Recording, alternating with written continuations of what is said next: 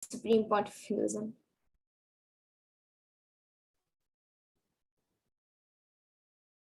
So now we will be learning about Devi Parashakti, the divine cosmic mother.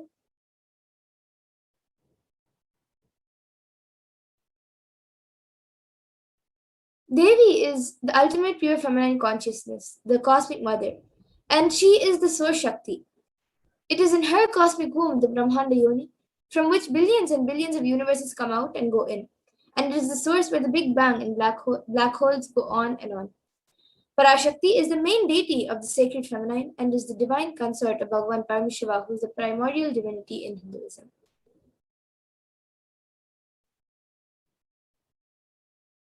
And the first and foremost relationship is the mother. The ability to learn and even the idea to relate starts with the mother. How to relate starts with the mother. So understand your idea to relate and your ability to relate starts with the mother. The mother is a too important way to connect with what you think as life. In the Vedic tradition, our rishis were already aware of your ability to connect with the mother should be directed to the cosmos. It should inspire and should awaken your higher consciousness. And connecting with life as the mother is the most sweetest, most beautiful, most easiest form to ever connect.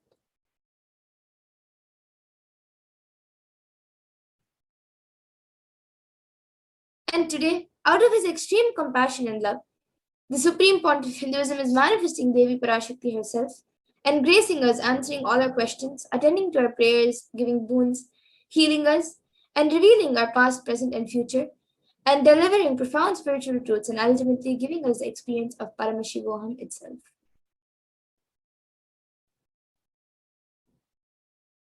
So now let's see and understand what is the Bhava Samadhi Darshan.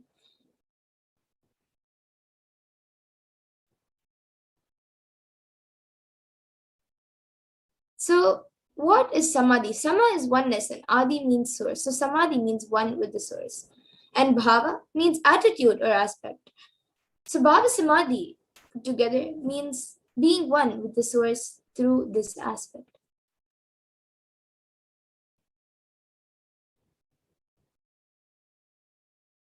And darshan means to have a glimpse of.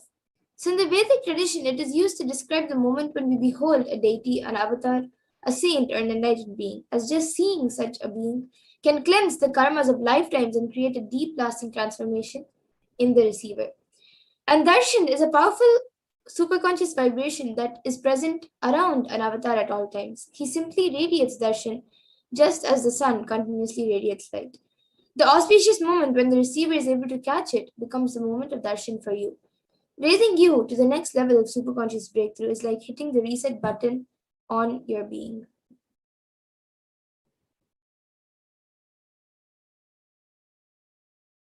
And a few fundamentals that all of us need to know and understand about the Bhava Samadhi Darshan, the science of Bhava Samadhi Darshan, is that divine cosmic beings are real and they manifest from Kailasa, the enlightened time-space zone, through deities and incarnations. And divine cosmic beings manifest through Archavatars, which are deities in temples, and through Bhava Samadhi Darshans in Nijavataras, which are the incarnations.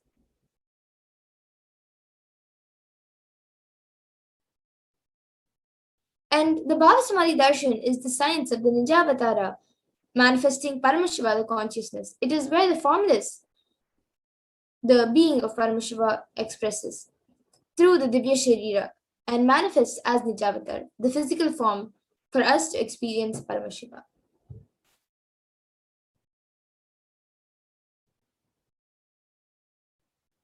So now all of you can see how Devi Parashakti expresses through the beings of Rajradeshwari and manifests as Nijavatara, the physical form, through Devi Meenakshi.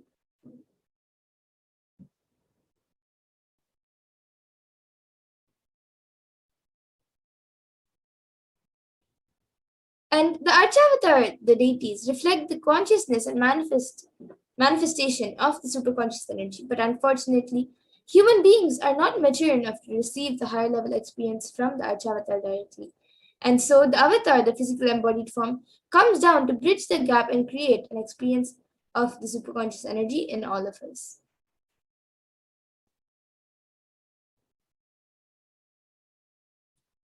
And the Bhava Samadhi awakens your Kundalini Shakti, which is the latent potential energy in all human beings.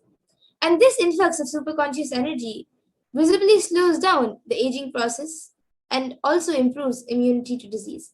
So during the darshan, the whole brain comes alive, turning into a superconductor of consciousness, conscious energies that heal, empower, and transform our lives.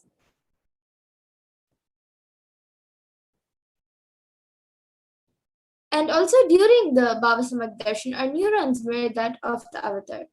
Mirroring neurons activate the process of all observed movements or information of the avatar just by seeing. That is, the entire body can silently and without moving receive what is happening elsewhere through a process of direct observation, which is experiencing the superconscious energy radiated by the avatar.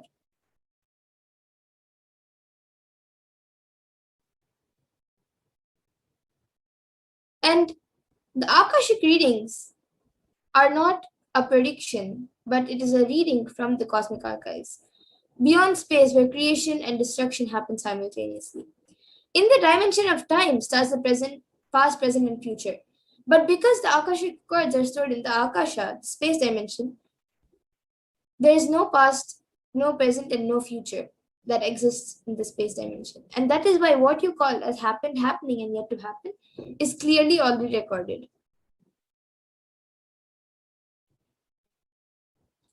And now, let's look at a small introduction, a glimpse of who the Supreme Pontiff of Hinduism is, the one who, out of his extreme compassion, is giving us all of these sciences.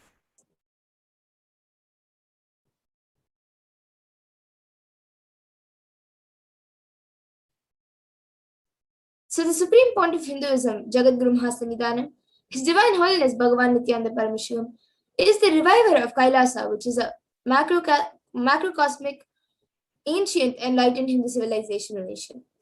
And the Supreme Pontiff of Hinduism is ordained as the 233rd Guru Mahasannidhanam of Kanchi Kailash Sarvagnapitam, which is the Tondai Adinam, the incumbent emperor of Suryavamsha Sarangi Samrajyam, and the present 293rd Jagadguru Mahasannidhanam of Kailaswaram Shyamla Pita Sarvagnapitam, and the present Mahamandleshwar of the Mahanirvani Akara, the largest apex monastic order.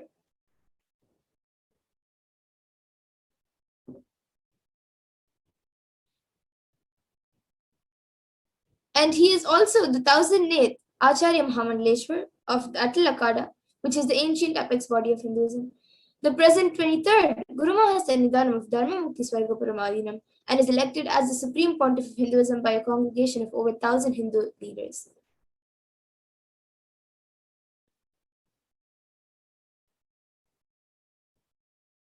And the Supreme Pontiff of Hinduism is also revered as the teacher of Hinduism, as a teacher of Hinduism, the most prolific, most viewed, read, and watched. He has authored 300 books and 10,000 articles in 3 different languages, which are English, Tamil, and Sanskrit.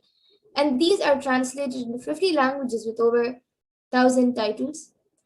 And over 20 million copies of books and articles are sold, read, and downloaded. And the Supreme Pontiff of Hinduism has also won 10,000 hours of discourses. He has also enriched and enriched 1 billion plus lives digitally and is respected as a commentator of all sacred scriptures such as Upanishads, Bhagavad Gita, Shiva Sutras, Brahma Sutras, Yoga Sutras, Ashtavakra Gitas, Jain Sutras, and many more. And the Supreme Pontiff of Hinduism is also honored as a leader of Hinduism, the most awarded, internationally recognized Hindu leader, is the reviver of 108 ancient Hindu sampradayas such as the Rudrakanyas and Rudras, Rishis, Rishikas, Bhairavas and Bhairavis, and Sanyas. And he is also the establisher of the largest Hindu university, which is the Kailasha's Nithyananda Hindu University in the world with satellite campuses in 150 countries, and the establisher of 1,000 plus Kailasa enlightened ecosystems around the world. And the Supreme Pontiff of Hinduism is also the founder and reviver of over 100 Sarvagnipitas and the collector of the largest Hindi library with over 1 million books, 1 million palm leaf scriptures, and over 20 million digital books. And now with this, we will be getting into the next segment of the power manifestation, where all of us will be seeing a live demonstration of the manifestation of divine powers given to us and gifted to humanity by the Supreme Pontiff Hindus through the science of Diksha. So we will be back after a short break to move on to the next segment. So please stay tuned to witness the power manifestation.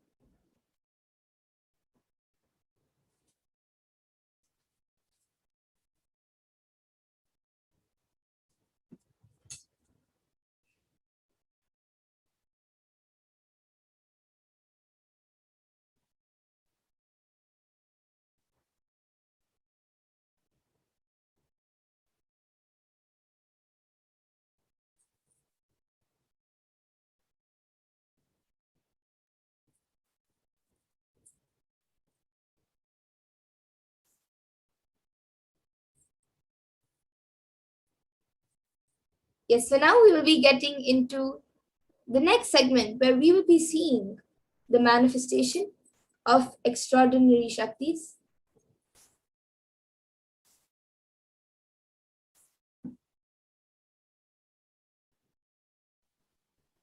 So the Balasats, the Nithyananda yogis, the initiated disciples of the Supreme Pontiff of Hinduism, will now be demonstrating the powers of third eye and sharing with all the experiences and results of the extraordinary manifestation of the divine powers awakened in us through the Diksha initiation.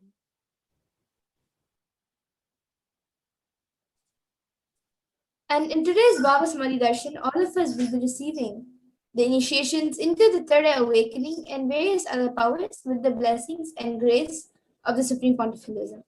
We will be manifesting the following powers of third eye, which is seeing with eyes blindfolded.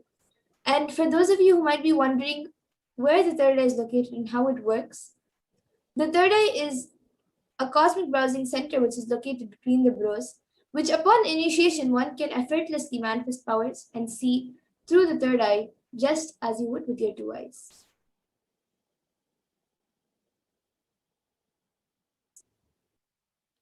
So, what are Shaktis?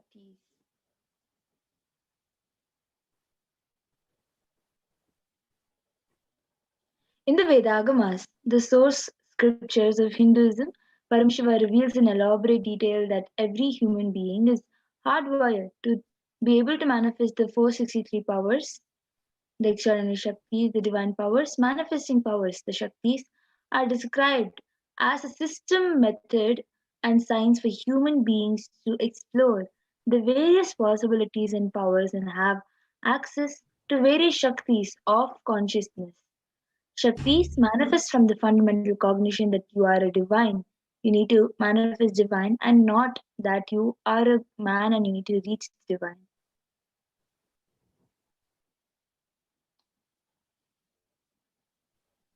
And some of you might have heard the term siddhis as usually common. It's a common word used. So let's see the difference between Shaktis and Siddhis. So Shakti is expressed from the space of enlightenment as a side effect for of feeling connection with the divine and high intimacy with the Guru, and are a source of enlightenment, whereas Siddhis are powers that manifest from tapas or penance for enlightenment and are on the path of enlightenment.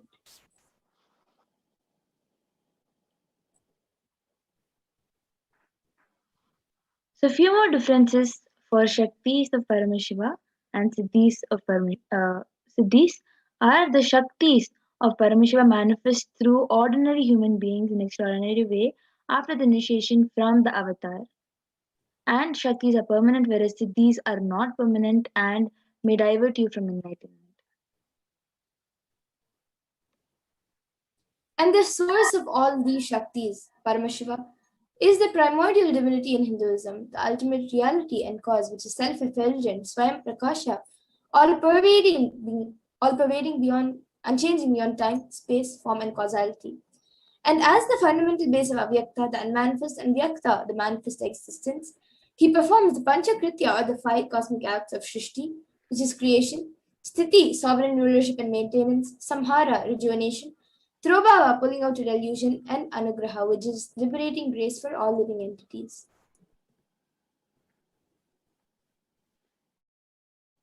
So the avatar of Paramashiva, the Supreme Pontiff of Hinduism, Jagadguru Mahasannidhanam, His Divine Holiness Bhagwan Nithyananda Paramashivam, as the thousandth living incarnation and representative of Paramashiva and the reviver of Kailasa, the ancient enlightened Hindu civilizational nation, the great cosmic borderless Hindu nation. Ever since the beginning of the civilization, the Sanatana Hindu Dharma has been the cradle of enlightened beings and highly advanced sciences. It was where the science of enlightenment and the powers, Shaktis, was, was lived and taught as a lifestyle. For the first time in modern day, the Supreme Pontiff of Hinduism is reviving these yogic sciences and transmitting it to the world at a record breaking pace, which is never accomplished before.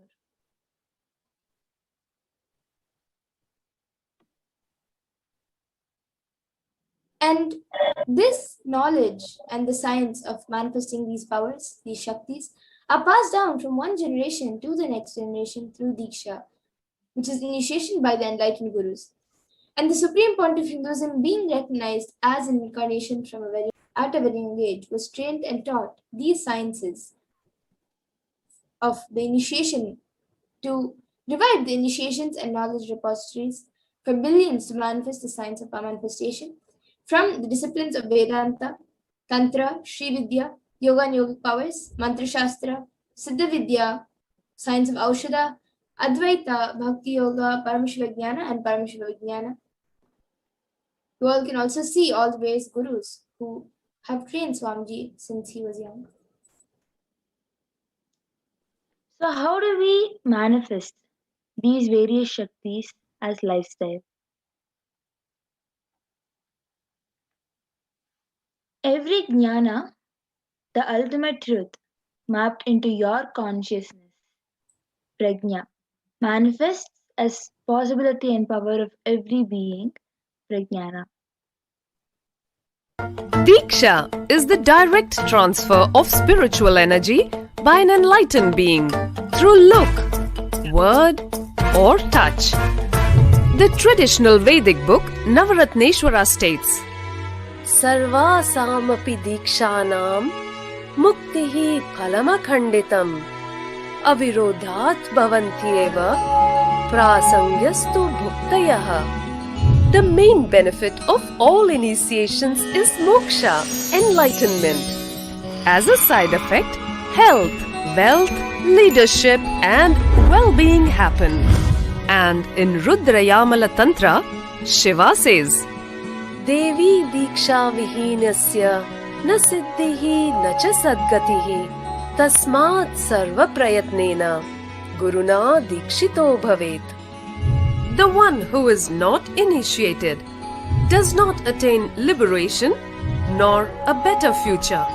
So by all efforts, one should get initiated by Guru. What is the science of initiation? Neuroscience has proved that the process of initiation floods the brain with energy. This is the superconscious energy of Kundalini, our own highest inner potential energy.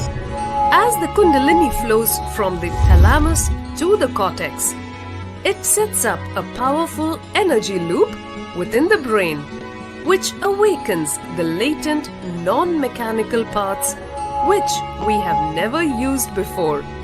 With increasing levels of coherence, the whole brain comes alive, turning into a superconductor of conscious energies that heal, empower, transform our lives, bliss and fulfillment. Initiation creates high awareness, visualization, creativity. It also slows the aging process and improves the immune system. Kundalini awakening, healing experience, levitation, teleportation, materialization. Experience the power of initiation through a range of exclusive programs conducted at the ashram. Nithyananda Dhyanapeetham, Nithyananda Nagar, Birdi, Bengaluru. Contact 97422 03311 82774 90091. Visit www.nithyananda.org.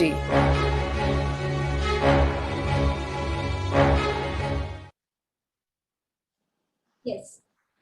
So that was a video where all of us learned how the science of Diksha works.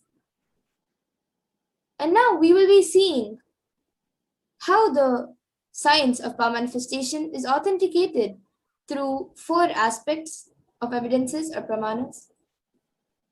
So the first is the Shastra Pramana, which are the eternal, unchangeable truths revealed in the source scriptures. And the next is the Apta Pramana, which are the experiences and results of Aptas or authorities of Hinduism, where they have tested and verified these sciences. The next is the Atma Pramana, where the account of Supreme Pontiff of Hinduism, Jagadguru Mahasanidanam, His Divine Holiness Bhagavan Nithyananda Paramashivam, this millennium's avatar's personal experience of power manifestation, and the Pratyaksha Pramana, or the empirical evidence from observation and scientific experimentation.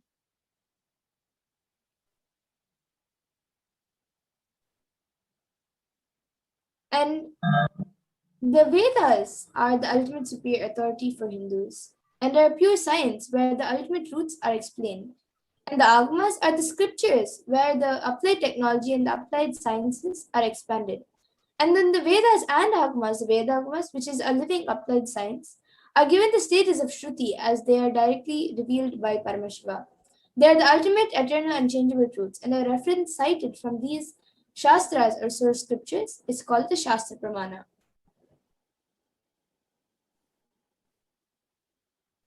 Let us get ready to witness a very unique and exciting demonstration of third eye.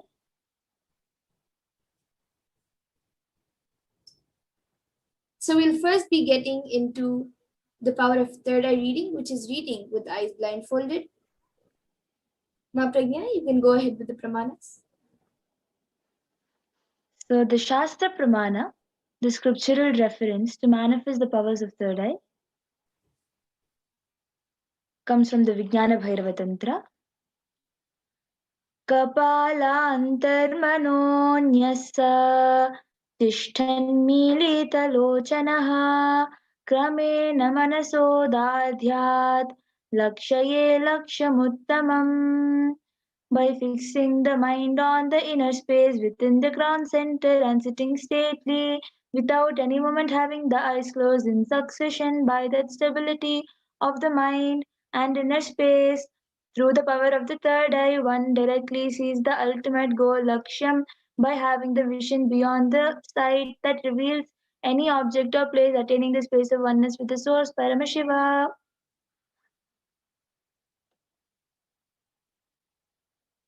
The next is the Apta Pramana, where Krishna initiates Arjuna into the power of third eye.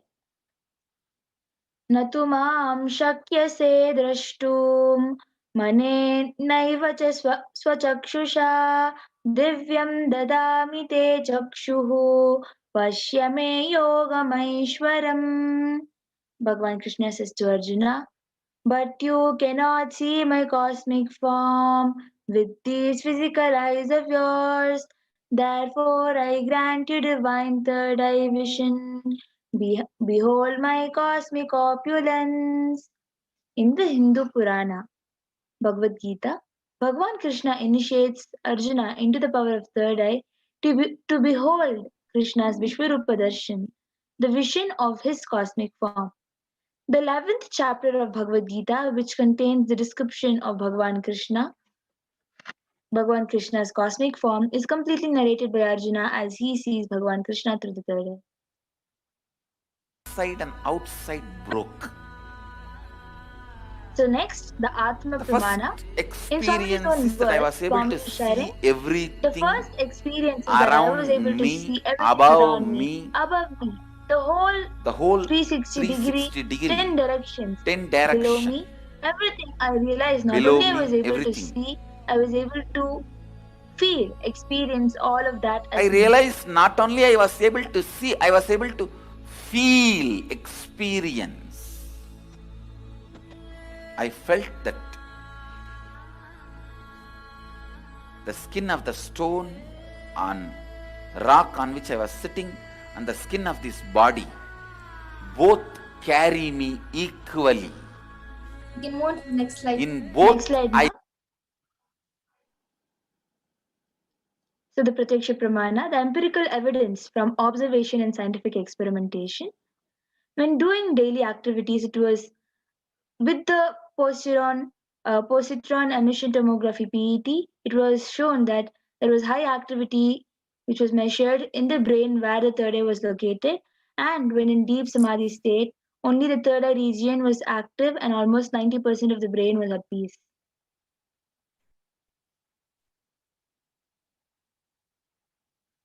And the Sakshi Pramana we will be witnessing now. This rare sacred science of third eye awakening is being made available to humanity for their ultimate enrichment and conscious evolution by the Supreme Pontiff of Hinduism, Jagadguru Mahasanidanam, His Divine Holiness Bhagavan Nithyananda Paramashivam. As a living incarnation of Paramashiva, the Supreme Pontiff of Hinduism embodies the most profound yogic states that surpass all bounds of time, space, and matter. Supreme Pontiff of Hinduism is gifting this pure great science of third eye awakening along with many other spiritual sciences through initiation, Diksha. Millions of people have been initiated by the Supreme Pontiff of Hinduism and are experiencing the profound results as extraordinary powers in their everyday life. So now we will be witnessing this beautiful power of third eye.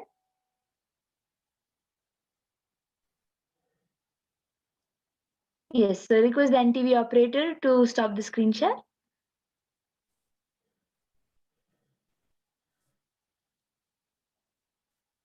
So now we have Ma Amrita along with us, who will be the volunteer for us for this power demonstration of third eye. So we have an eye band, which is scientifically proven to not let any light into the eyes. This mindfold has sponge attached to it,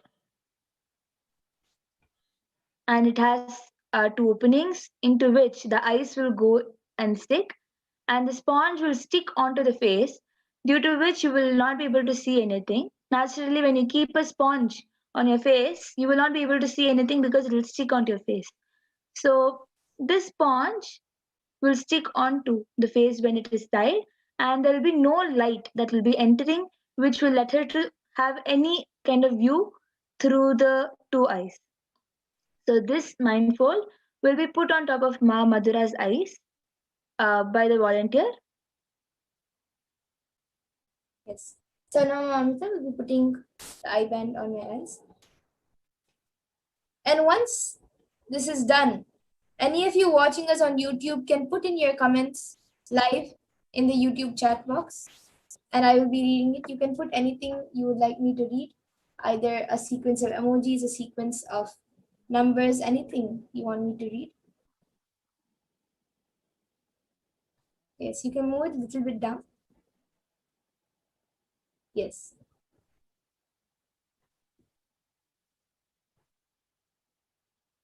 So now,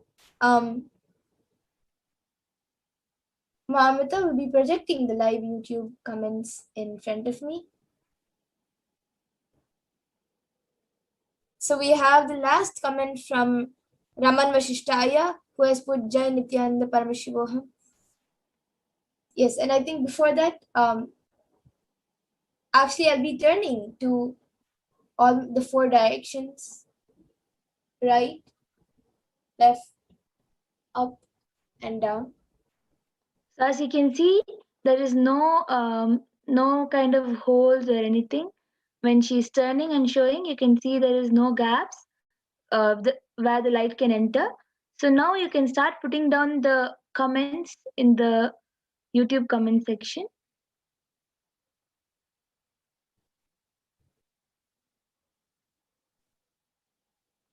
So yes, the last comment we have is what I have already read, which is from Raman Vashishtaya, Jai Nithyananda Paramashivoham. And anyone else who would like to put in your comments, you can put it in. It can be anything. It can even be a sentence which does not make sense.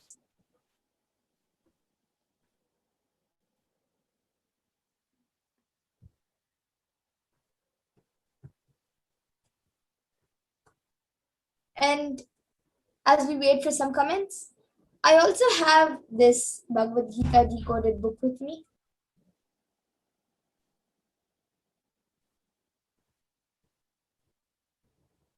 So Ma Amrita will be opening a random page in front of all of you, and I will be reading out the page number and also what is there on the page.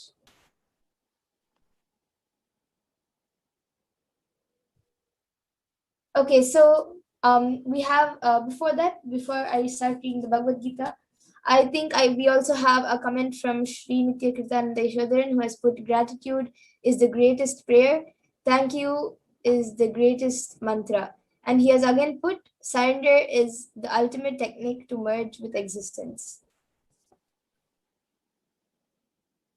And then he has again put living in harmonium with our natural intelligence. And I think between natural and intelligence, there's no gap. So after intelligence, it continues is living a spiritual life, and even between spiritual life, there's no gaps. And now Raman Vashitaya has put emoji of a watermelon, a cut watermelon, a tomato, a pink flower, and an owl, a brown owl. So as you can see, exactly whatever whatever is being projected from the YouTube comment section is exactly what Paramashiva has revealed to Ma Madhura. Yes, and now Ma Amrita has also opened a random page, so I'll be reading it out. She has opened page 998 and page 999, and I'll just be reading maybe one line, which is the main one of the topic lines, so that it is written witness and be liberated, and that is after there are two paras on the page, and then witness and be liberated, and then it continues. So as you can see, and I also see many more comments coming in.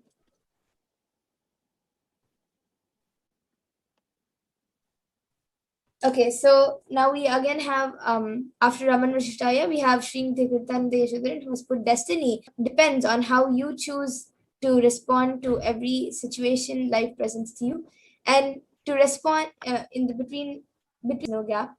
And then again he has put wow, and then he has put 6 clapping emojis.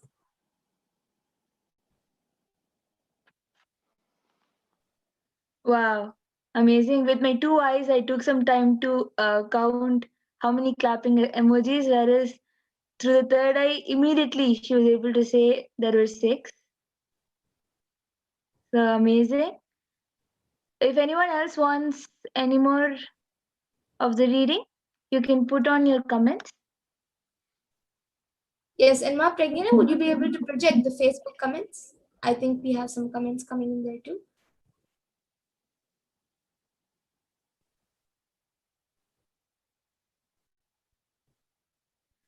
Yes, Ma, just a minute. I will try to get the comment.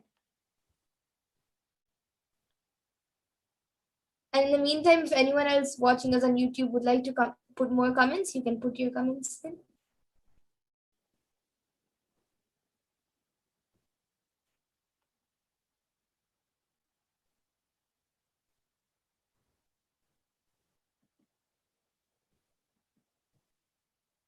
Okay, so we have another comment from Shrintya Kirtan Deshodaran who has put, why are we afraid of death? With a question mark. We are afraid because instinctively we resist change, and death is an abrupt change in life. And between change and in, there's no space. And then it said there's a dash HDH Bhagavan Sri Nithyananda Paramashivam in this book, Living Enlightenment. So I think this is a quote from the Living Enlightenment book.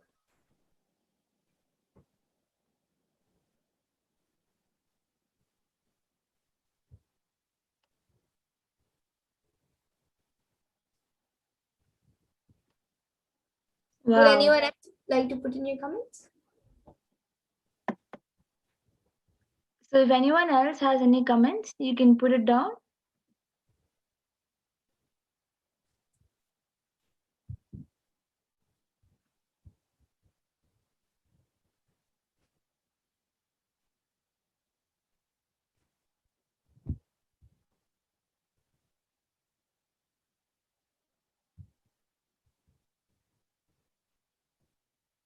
Okay, so we have another comment from Srinitya Kritananda.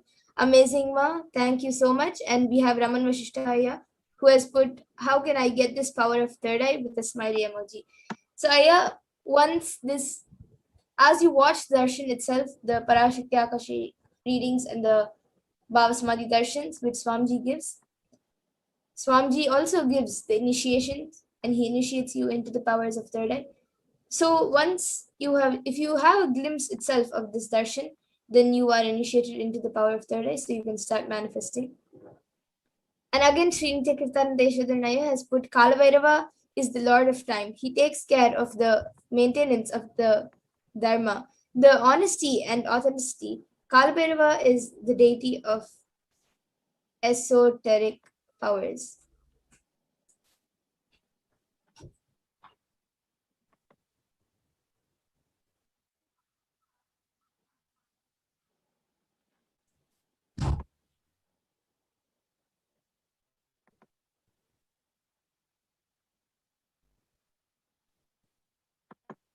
Okay, would anyone else like? Okay, so now Raman Vishtai has put thanks, Ma.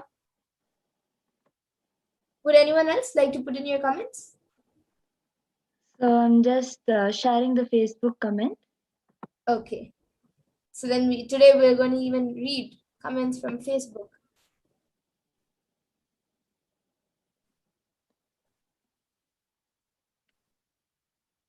And on YouTube, we have another comment from Srinitya Kirtanandeshwaran saying amazing with a smiley emoji, with two smiley emojis. Okay, so now we have the Facebook comments being projected. We have Mabina Bulai, who has put Nityanandam, and then we have Prithvi Prithis, who has put Nityanandam in a heart emoji. And then I think it has gone up right now.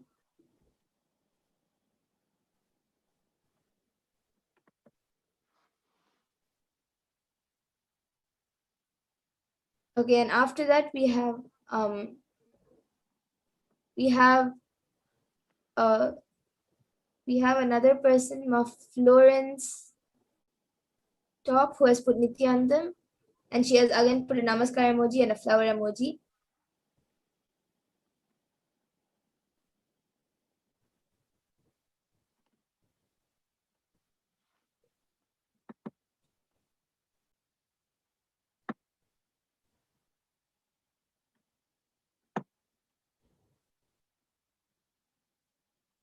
Yes, so the last comment is from Florence Top, who has put a namaskar emoji and a flower emoji.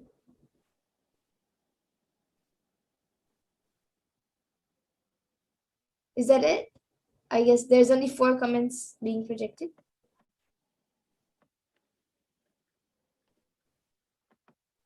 I think it's only that much, Ma. Yes, okay. So that's great.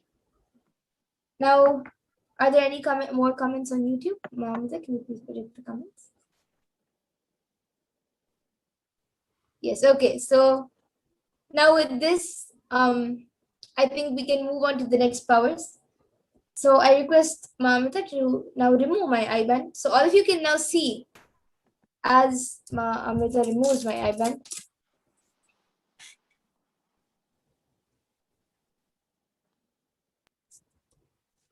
So yes, all of you can see the IBAN. It is just as it was before before it was put on me. As you can see, the IBAN is just the same IBAN that was put, or the same IBAN that was shown. It is the same thing. So now we'll be entering into the next power, which is the power of body scanning.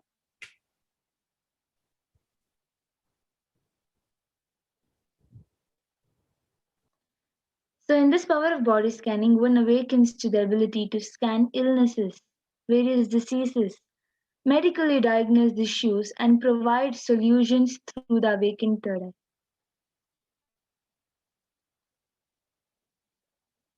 So, the Shastra Pramana, the scriptural reference to manifest this power of body scanning, is Swadehe Jagato Vapi Sukshma Sukshmataraani cha Tattvani Yani Nilayam Dhyatvante Vyajyate Para. Bhagavan Paramashiva says, cognize deeply that from the subtle to the subtlest constitutive principle of your whole body, Swadeha, or of the whole universe simultaneously consist of the essential reality. They are being absorbed in their source cause Paramashiva.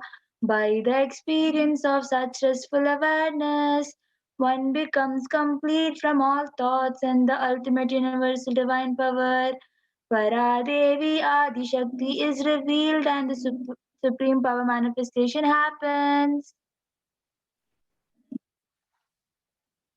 Yes, and the next Apta Pramana for this power comes from the life of a Siddha whose name is Terayar. So Terayar was a Siddha and one of the most prominent disciples of Agathir. And one day a man suffering from severe headache comes to Agathir for healing. Agathir then uses the power of body scanning and identifies the root cause of the headache. He reveals that there is a small Terai, a type of frog, sitting in the person's brain. Then Agathir immediately instructs Terayar, his disciple, to perform an open head surgery and remove the frog. After the surgery is completed successfully, the person is then healed and cured of the headache, and thus he gains the name Terayar.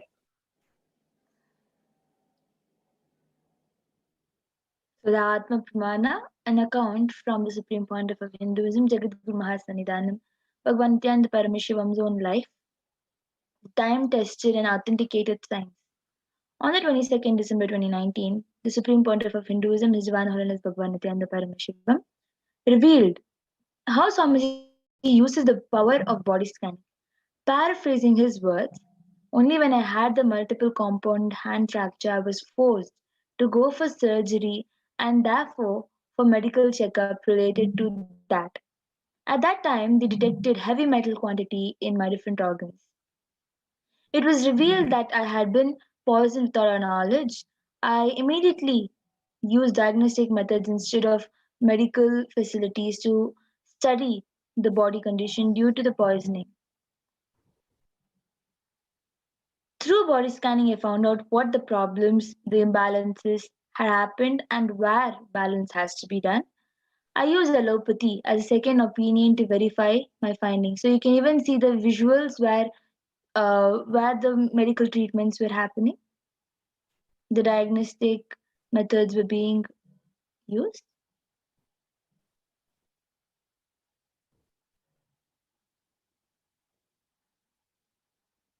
Yes, and now we can see the Sakshi Pramana.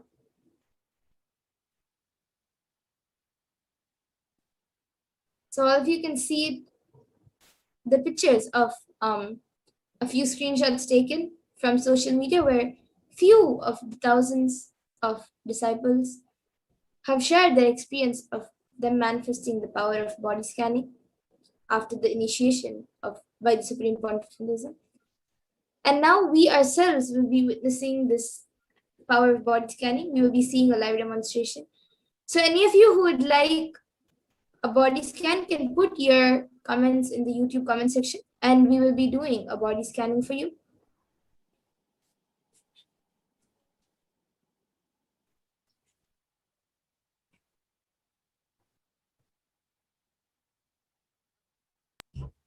So if anyone would like a body scan, you can put your comments in the YouTube comment section. Okay, so we have Raman Vashishtaya who is asking for healing, a body scanning and healing, please. So yes, Ma Pragnana, you can start, you can chant the Mahavakya and start the scan for Raman Vashishtaya.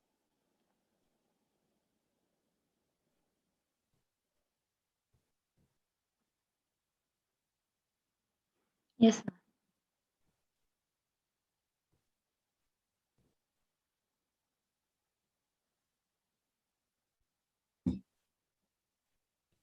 So Raman Vashishtaya, Ma Pragnana is now scanning your body.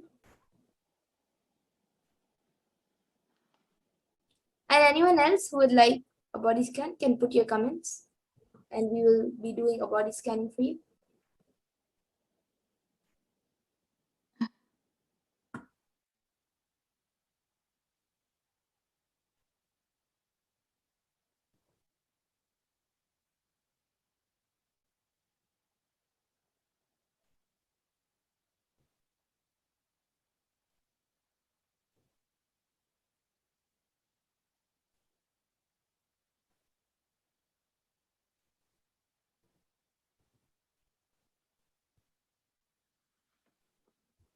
So yes, Raman Vashishtaya, I was able to Paramashiva revealed that there are some sorts of patches on your body which mentally affect you at times.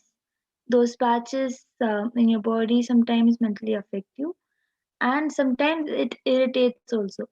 So I was able to see that on top of those patches, you have to apply some haritaki and it will get healed. Also, I was able to see there are your uh, your sole, the foot sole. The foot sole is quite dry and it is cracking up. Because of the cracking up, my mother actually, you can start scanning for Sri Nithya Kritananda Yesho.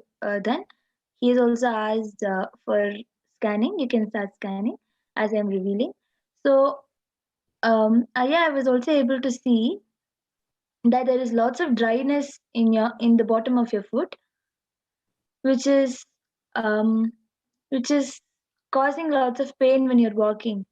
So I was able to see that you should apply haritaki even on those cracks. And inside, the main problem is with all, including the dry skin in the bottom and the skin allergies that are being caused. All of the cause, the basic cause is the digestion. As much as possible, reduce the food and eat like just as less as possible, like once a day, and drink as much as possible. So this is a solution all over I was able to see.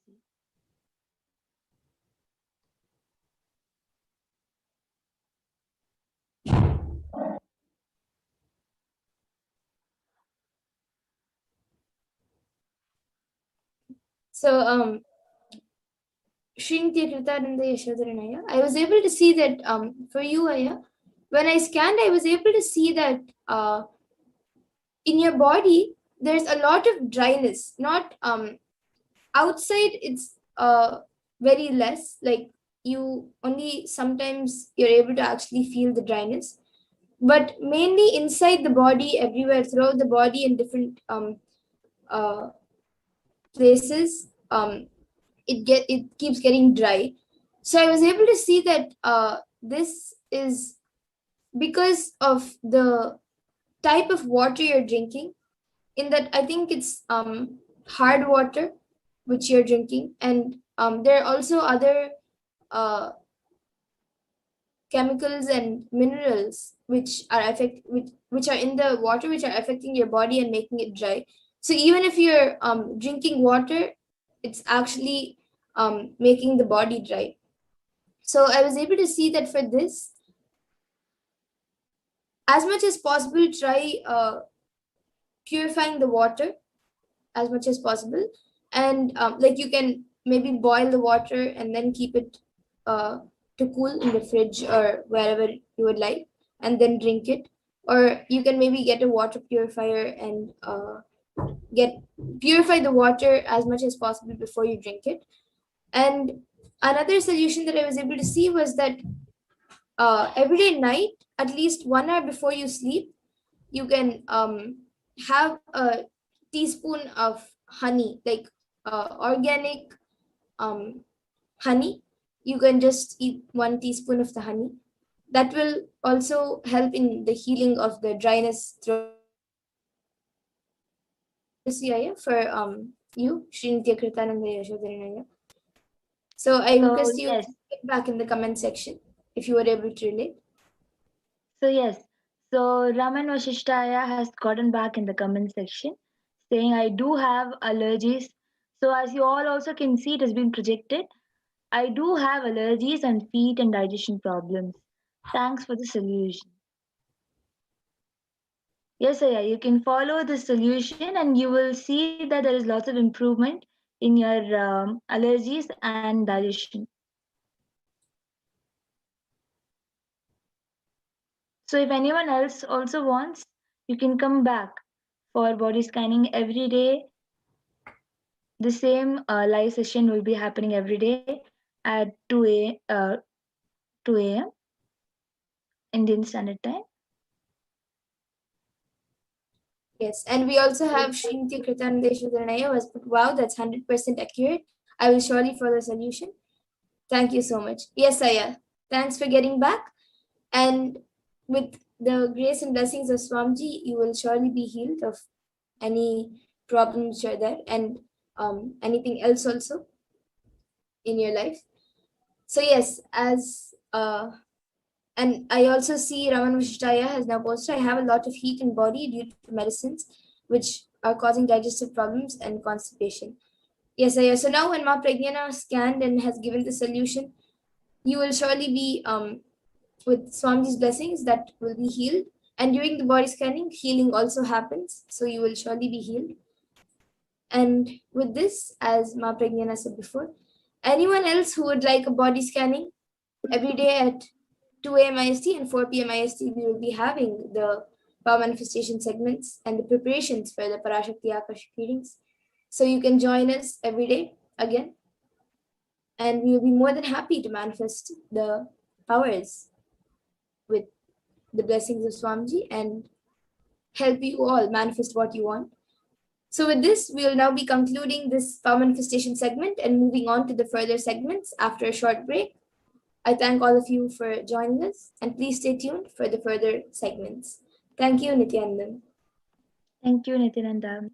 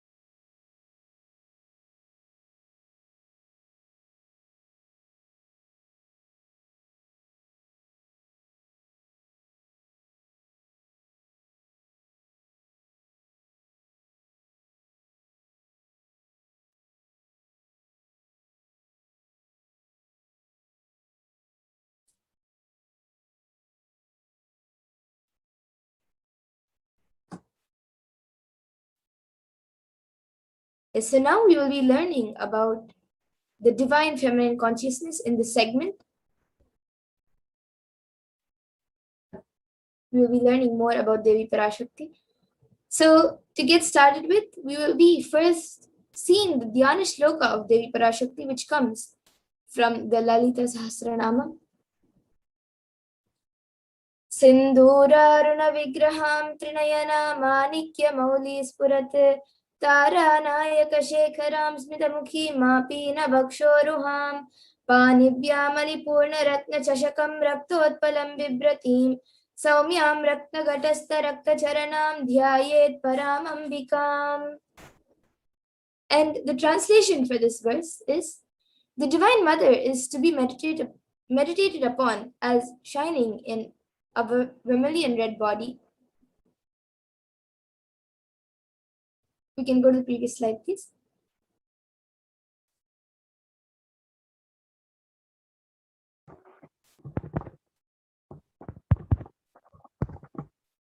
Yes, we can move on to the previous slide.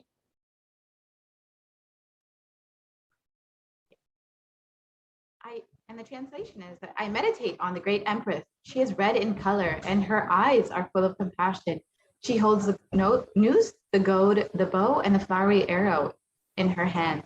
She is surrounded on all sides by powers such as Anima, and she is the self within me. Yes, and the verse for this is also from the Lalita Sahasranamam.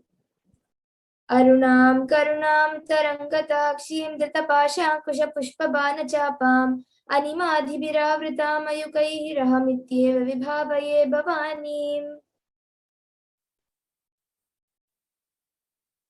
And Devi Parashakti is the ultimate pure feminine consciousness. Parashakti is the cosmic mother, and it is in her cosmic womb, the Brahmanda Yoni, from which billions and billions of universes come out and go in. It is the source where the Big Bang and black holes go on and on. Parashakti is the source Shakti, the source energy, the source power, from which all of us came, all of us are in even now, and which all of us are going to merge into. Out of her extreme love and compassion, Parashakti herself is manifesting through the embodied form as the Nijavatara of the Supreme Pontiff of Hinduism, Jagat Guru Mahasandan, His Divine Holiness Bhagavan Nithyananda Paramashivam, gracing us, answering all of our questions, attending to our prayers, giving wounds, healing us, revealing our past, present, and future, delivering profound spiritual truths, and ultimately giving us the experience of Paramashivoham itself.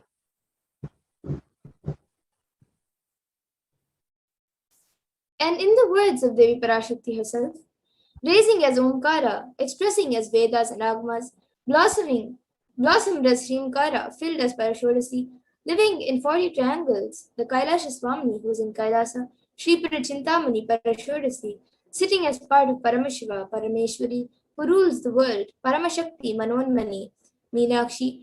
As Nithyananda, I took Nijavatara here to give good boons to everyone, to bestow all goodness. Hiranyagarbha Swarupini, Brahmanda Yoni, Shami, Chandramauli, Rapala, Aparna, Uma, Parvati, Savitri, Navayavana, Samrajya Lakshmi, Parameshwari, Parashorasi, Meenakshi. Taking the form of Nithyananda, I came here as Nijavatara. With great compassion, I am blessing. Listen, people, to do good to all of you. I took the form of Nithyananda and came down as Nijavatara. Raising as Omkara, blossoming as Shiva, Shiva manifesting as the source of existence, powers of existence, expression of existence. From the oneness of Om, blossoming as two into Prakriti and Purusha, blossoming as the three Shaktis, Ichha, Kriya, Jnana, growing as the four Vedas, expanding as the five Panchabhutas, beyond the six Chakras, build as the Gotras of the seven Rishis, expanding as the eight directions, existing as the nine Grahas, blossoming as the 10 Indriyas, being as the 11 Rudras, creating all the worlds, bringing to life, to tell and make truth blossom, and to do good. Parashorasi, Meenakshi, in the form of Nithyananda, I came to bless every one of you.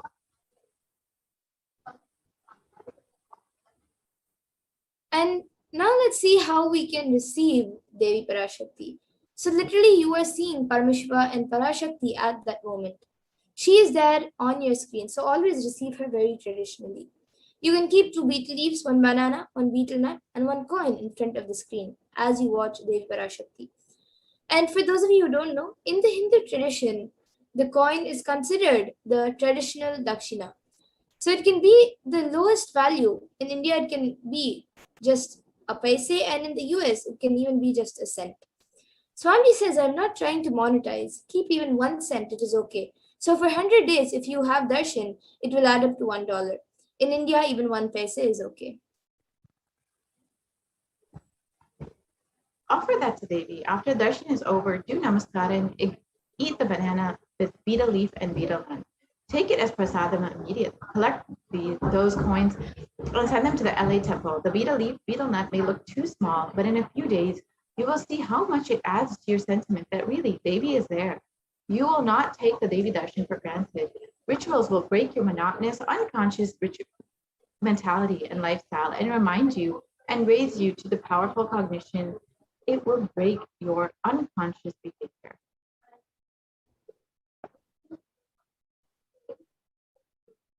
And now all of you can see how you can set up your tambulam, how you can place the 2 betel leaves, 1 banana, 1 betel nut, and 1 coin. You can place it in a plate. You can put it in a plate and place it in front of the screen. As you watch Devi Parashakti, you can see how you can arrange it. Add some fresh fragrant flowers also in the plate along with everything.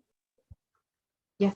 And now we will be entering into the next segment where we will learn about some of the revelations made by Devi Parashakti to humanity and how to survive this pralaya, how we can each protect ourselves during this pandemic, and what recommendations Devi has made for the world. We will be right back after a short break.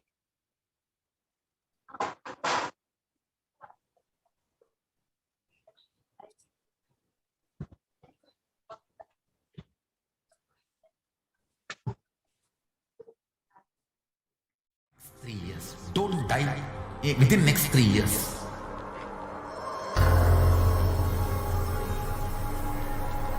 Just don't die within next 3 years. Be alive, somehow be alive. I'm working sincerely. I will reach you somehow. Somehow I will reach you. It's my commitment to humanity.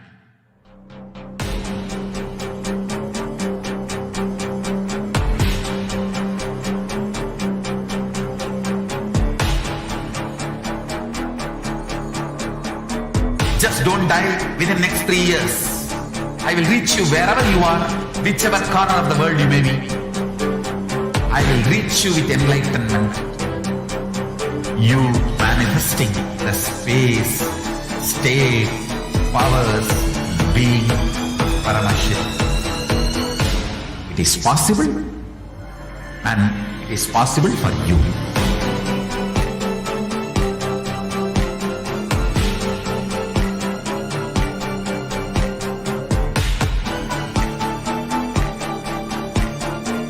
Paramashivoham will reach you with enlightenment science. I know he is going to do the job. Just be alive for next 3 years. Nothing else. What I mean by the word e-Kailasa, listen intensely. Enlightenment ecosystem, literally enlightenment itself, in your own home, wherever you are. If you cannot come to Kailasa, it's okay. Kailasa can come to you. Kailasa coming to you is e-Kailasa.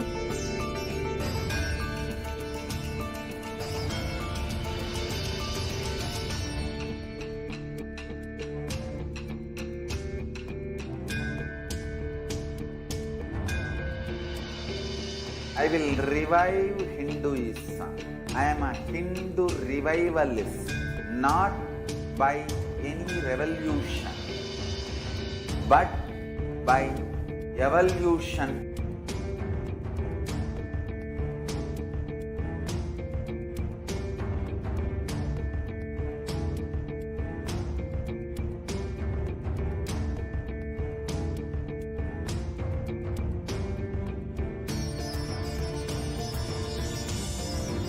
And setting model community.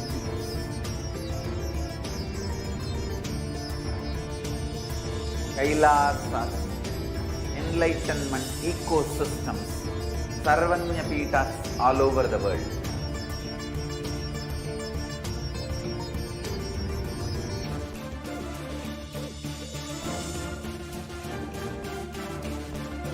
All powerful cognition, knowledge, only when you live, power manifestation and possibilities manifestation happens.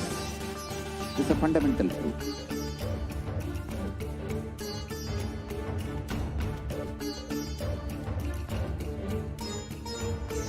Hinduism cannot live exclusively as one sampradaya. No.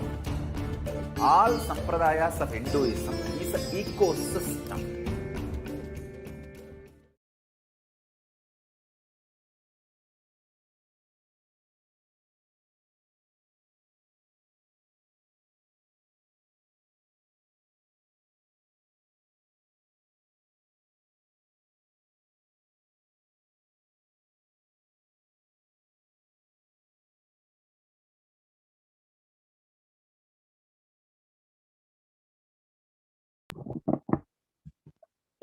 we'll be entering into the next segment where we'll understand further Devi Parashakti revelation.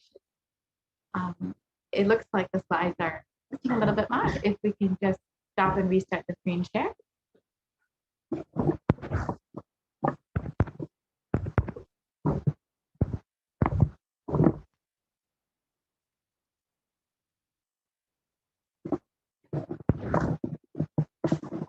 Yes, if we can just stop the screen share for a moment and restart.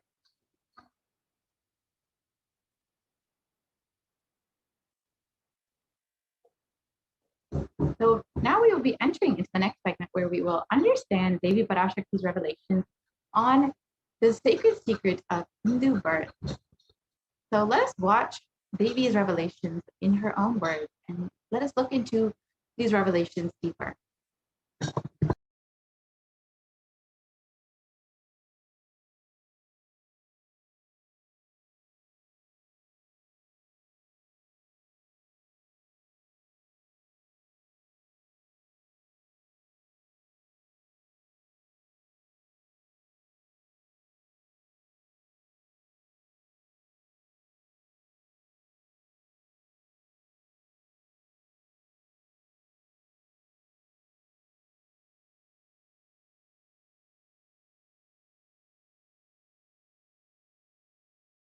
பெருமை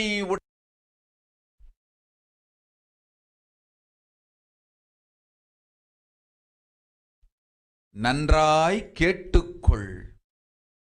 உன் கேள்விக்கு உன்மூலமாய் உலகெங்கும் இருக்கும் இந்துக்கள் எல்லோர்க்கும் அளிக்கின்றேன் உத்திரம்.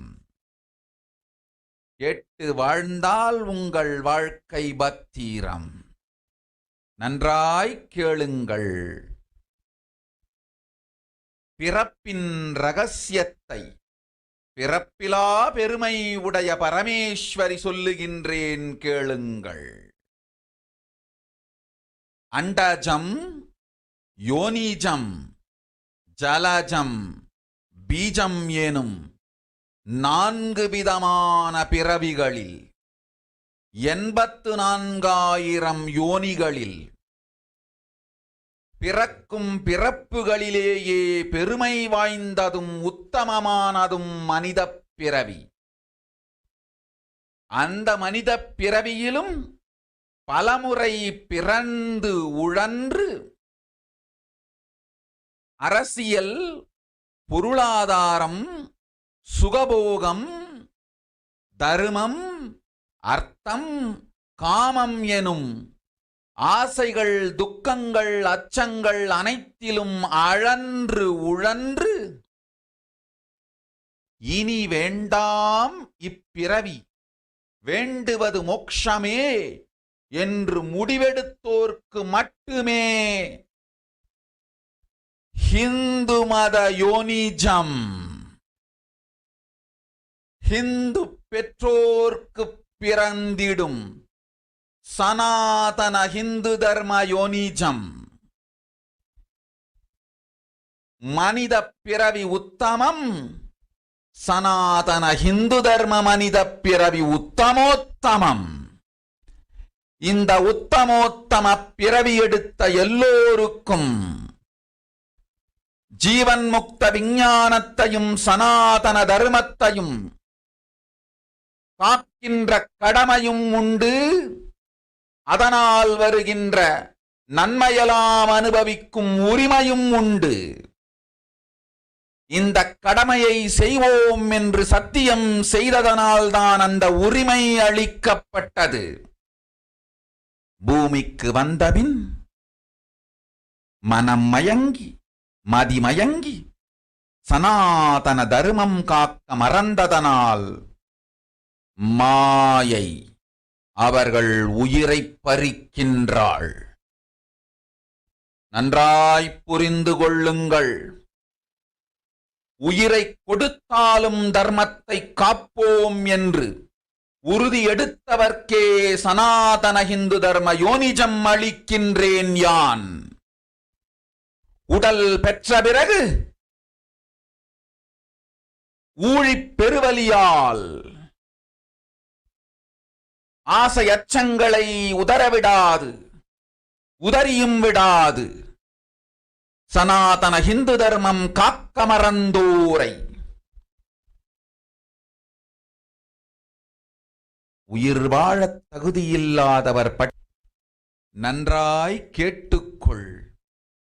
உன் கேள்விக்கு உன்மூலமாய் உலகெங்கும் இருக்கும் இந்துக்கள் எல்லோர்க்கும் அளிக்கின்றேன் உத்திரம். கேட்டு வாழ்ந்தால் உங்கள் வாழ்க்கை பத்திரம். நன்றாய் கேளுங்கள். பிறப்பின் ரகசியத்தை பிறப்பிலா பெருமை உடைய பரமேஸ்வரி சொல்லுகின்றேன் கேளுங்கள். அண்டஜம், யோனிஜம், ஜலஜம், பீஜம் எனும் 4 விதமான பிறவிகளில் 84,000 யோனிகளில் பிறக்கும் பிறப்புகளிலேயே பெருமை வாய்ந்ததும் உத்தமமானதும் மனித பிறவி.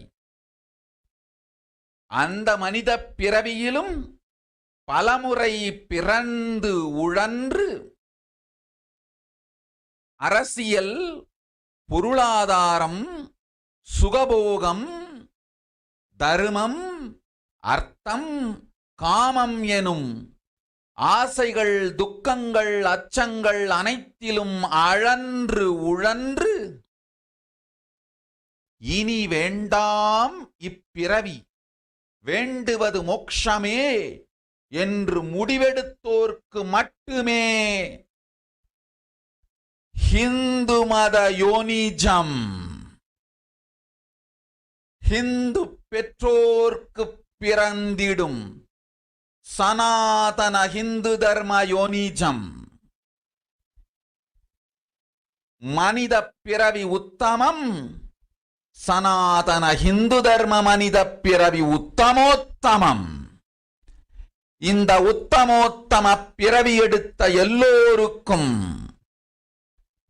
ஜீவன் முக்த விஞ்ஞானத்தையும் சனாதன தர்மத்தையும் காக்கின்ற கடமையும் உண்டு. அதனால் வருகின்ற நன்மையெல்லாம் அனுபவிக்கும் உரிமையும் உண்டு.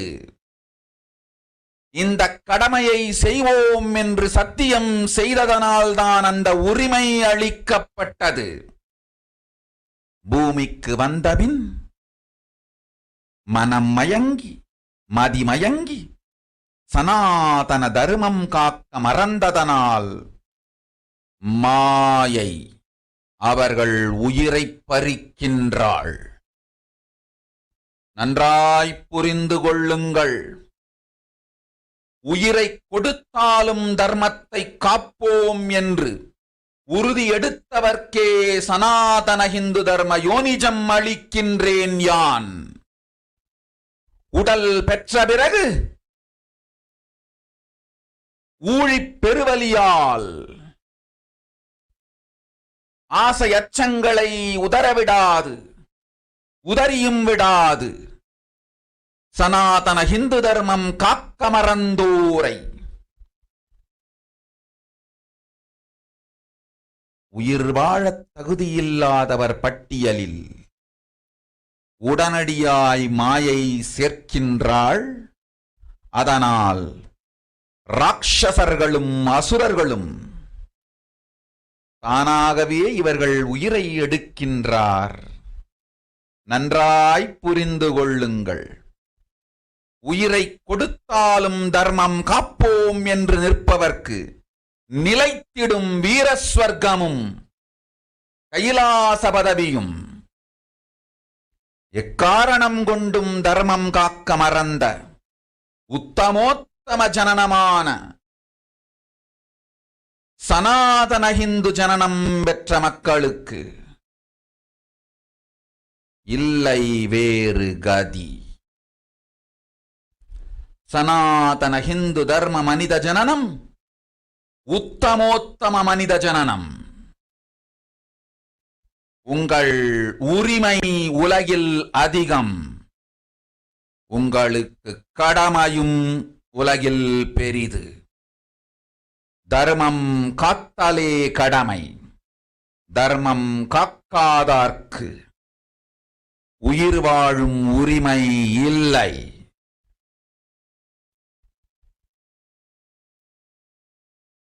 நன்றாய் புரிந்து கொள்ளுங்கள்.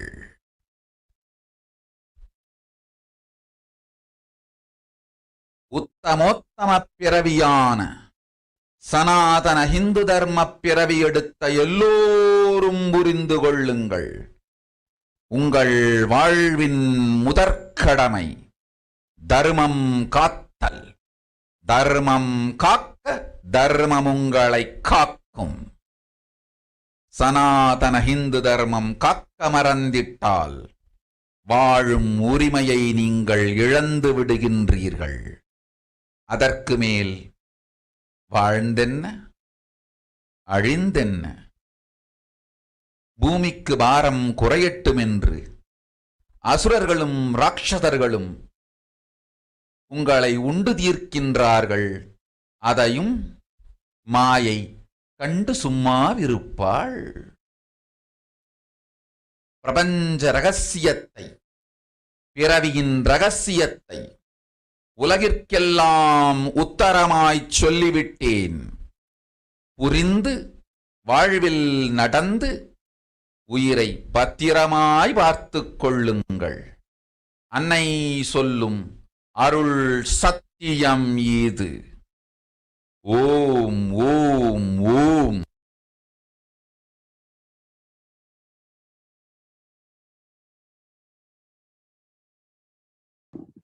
Yes, we can move to the next slide, please.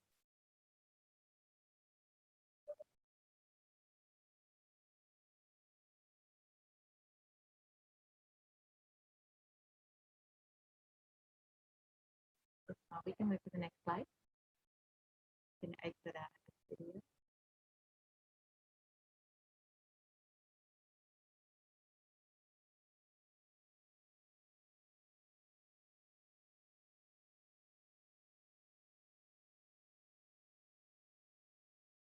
Yeah, we can move to the next slide, please.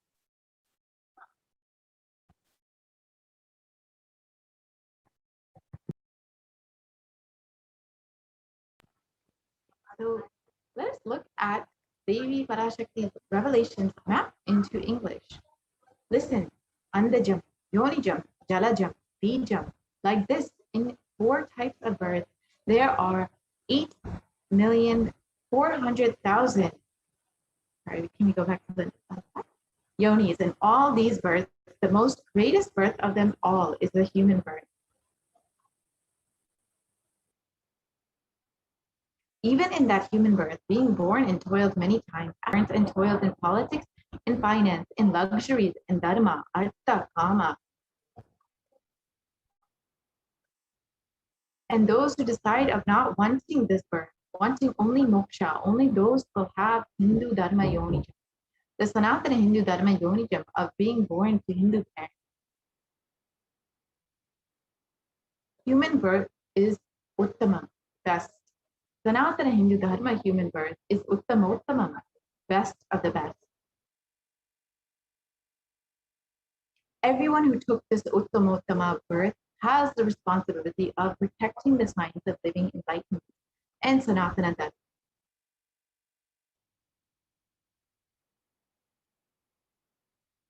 And also, they have the right of experiencing its benefits. This right was given to them because of their commitment given by them to do this responsibility.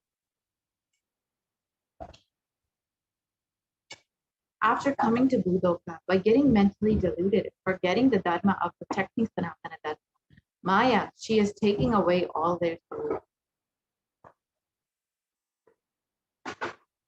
Understand carefully, I am giving the Sanatana Hindu dharma yonijam only for those who gave the commitment of protecting Sanatana dharma, even by giving their life. After getting the body because of painful delusion, not dropping fear and greed, for those who forgot to protect Sanatana Hindu dharma, Maya, she will immediately add them all to the list of those who are not worth living. Therefore, Rakshasas and Asuras are automatically taking away their life. Understand properly, for those who stand that even by giving their life, they will protect Dharma, will permanently have Veerasvarga and Kailasa Padati. For any reason, people who forgot to protect Dharma, having the Uttama birth of Sanatana Hindu Dharma birth, there is no other way for them. Sanatana Hindu Dharma human birth is Uttama human birth. Your rights in this world are immense. Also, your responsibility in this world is large. Protecting Dharma is responsibility. Those who do not protect Dharma, they do not have the right to live. Understand properly, all those who took the Uttama birth, which is Sanatana Hindu Dharma birth, all of you understand. The first responsibility of your life is protecting Dharma. If you protect Dharma, Dharma will protect you. If you forget to protect Sanatana Hindu Dharma, you will lose the right of living. After that, what bothers whether you live or get destroyed?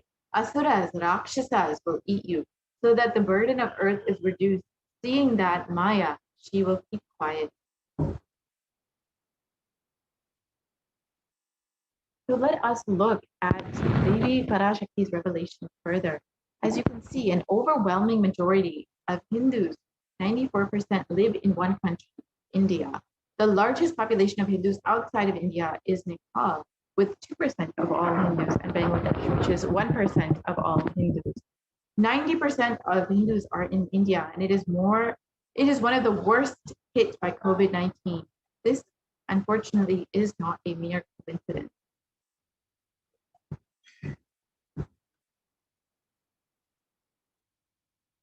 Devi revealed that if you Hindus forget to protect the Sanatana Hindu Dharma, you lose the right to live. And as you can see, unfortunately, how this is very much coming to reality. The New York Times has stated that the figures of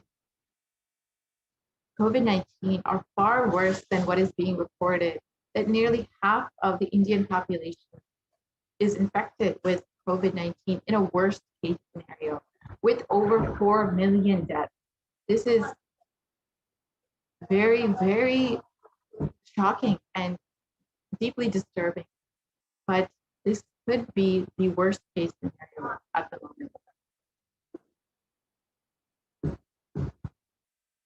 And here are further revelations on the Kirmi Bhojanam hell that has opened up in India. Let us look at it and listen to these revelations made by Devi. நீ சொல்லும் நபர்கள் போடும் சண்டை சச்சரவெல்லாம் எரியும் பெருநெருப்பில் இருக்கும் 2 எலிகள் போடும் சண்டை போன்றது. யார் சரி யார் தவறென்பது இப்பொழுது முக்கியம் அல்ல. உயிர் காத்துக் கொள்ளுங்கள், எல்லோரும் நன்றாய் புரிந்து கொள்ளுங்கள். நன்மையைச் சொல்லுகின்றேன், உண்மையைச் சொல்லுகின்றேன். இந்திய நாட்டில் இருக்கும் மக்கள் எல்லோரும் கேளுங்கள்.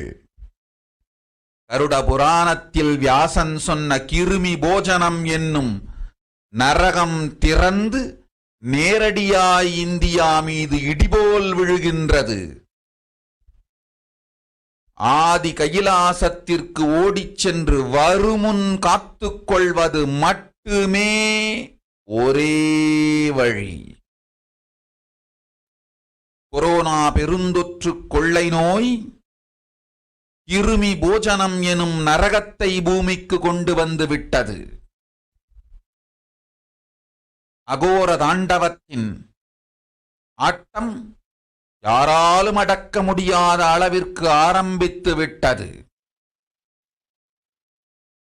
புதிதாய் உருக்கொண்டிருக்கும் இந்த நுண்ணுயிரி மைல்கள் கடந்தும் காற்றினில் உயிரோடு இருந்து மற்ற உயிர்களையும் அழித்து உடல்களைத் தின்னும் பெரும் வலிவு கொண்ட பேரசுரர்களாய் வலம் வரத் துவங்கி விடுகின்றது. நன்றாய்ப் புரிந்து கொள்ளுங்கள். வருமுன் காத்துக் கொள்ளுங்கள், அது ஒன்றே வழி. அதற்காகவே ஆதி கைலாசத்தை திறந்து வைத்திருக்கின்றேன். உயிர் காத்துக் கொள்ள வேண்டி விரும்பும் எல்லோரும் ஓடுங்கள் ஆதி கைலாசத்திற்கு. இந்தியாவில்தான் இந்த நரகம் திறந்து உலகெங்கும் பரவப் போகின்றது. கிருமி போஜன நரகம் பூமிக்கு வந்துவிட்டது. மனிதர்கள் செய்த மகா கொடுமைகளினால்.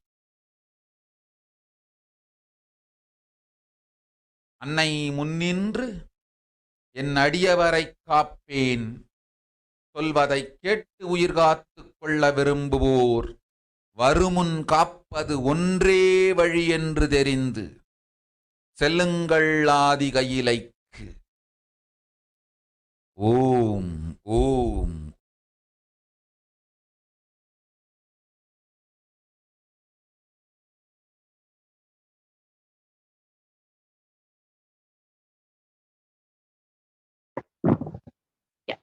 We can move to the next slide, please.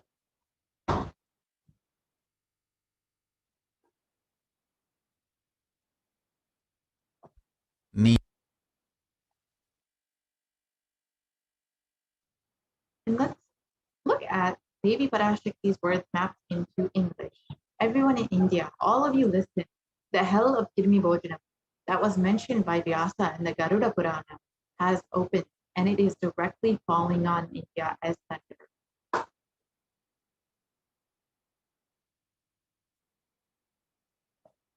Running to Adi Kailasa and protection from it is the only way. Deadly corona, life-taking disease, has brought the hell known as Kirmi Bojana to earth.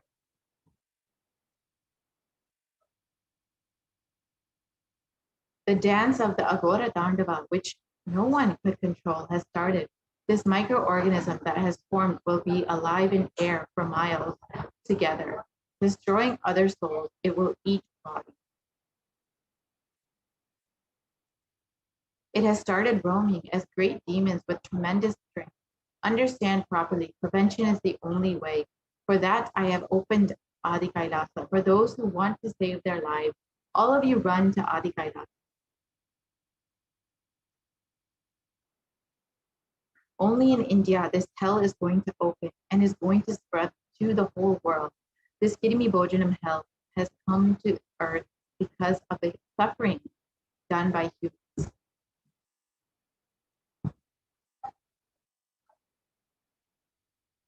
Mother, I will protect those at my feet, those who listen to me and wish to save their lives. Learning that prevention is the only way, go to Adi Kailasa. So let us understand what is Kirmi Bojanam and what Devi has described. Kirmi Bojanam is one of the 28 hells described in the Hindu scriptures, where people are sent to suffer in a pit to be eaten up by worms. It is mentioned in the Garuda Purana, the Devi Bhagavata Purana, and in chapters 21 and 22, and in the Shiva Purana in chapter 16. It's also mentioned in the Skanda Purana in chapters 12, 2, and 30, and the Brahma Purana in chapter 20, and the Padma Purana in chapter 48.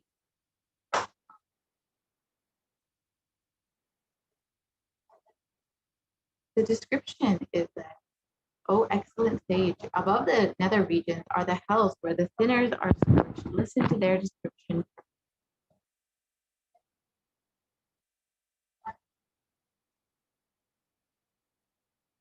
They are Raurava, Shukara, Radha, Kala, Ishvat, Mahadvala, Taptapumbha, Lavana, Vilohita. The river consists of putrid stuff flowing in it. Kirmi Bojana, Astipatravana, and Lalavaksha are the terrible hells.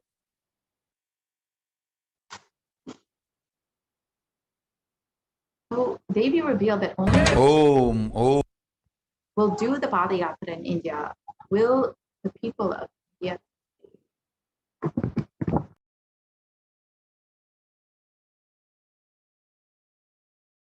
ஓம் விநாயகா ஸ்ரீகண்ட 2022 வரை India செல்ல வேண்டாமா என்று கேட்கின்றாய். நன்றாய் தெரிந்து கொள், சொல்வதை புரிந்து கொள். இந்த பெருநரகமான கிருமி போஜனம் இந்தியாவிற்குள் வரக்கூடாது என்பதற்காக 2020 பாரதம் முழுவதும் 12 ஜோதிர்லிங்கமும் பாத யாத்திரை செய்திடவே என் மகன் மூலமாய் திட்டமிட்டிருந்தேன். படுபாவிகள் ஓடத்தின் மாலுமியை ஊர்விட்டு துரத்தினார்கள். என்ன நடக்கிறதென்று பார். முறையாக கைலாய நாட்டின் தலைவனாக நிறை மரியாதையொடு நல் மதிப்பொடு என் நிஜாவதாரம் நித்யானந்தன் திருவடி மீண்டும் பாரதத்தில் பட்டு பாத யாத்திரை செய்த பிறகு மட்டுமே நீ அங்கு செல்ல வேண்டும். அதுவரை உன்னை காத்து செல்லாதே. ஓம் ஓம் ஓம்.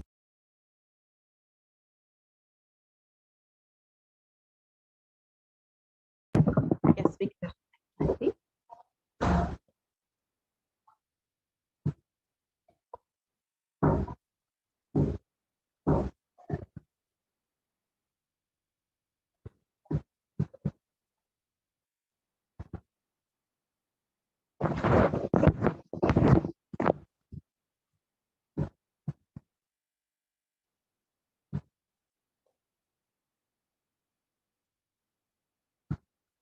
So the revelation back into English say that you are asking whether or not to go to India until 2022. Know properly, understand what is said.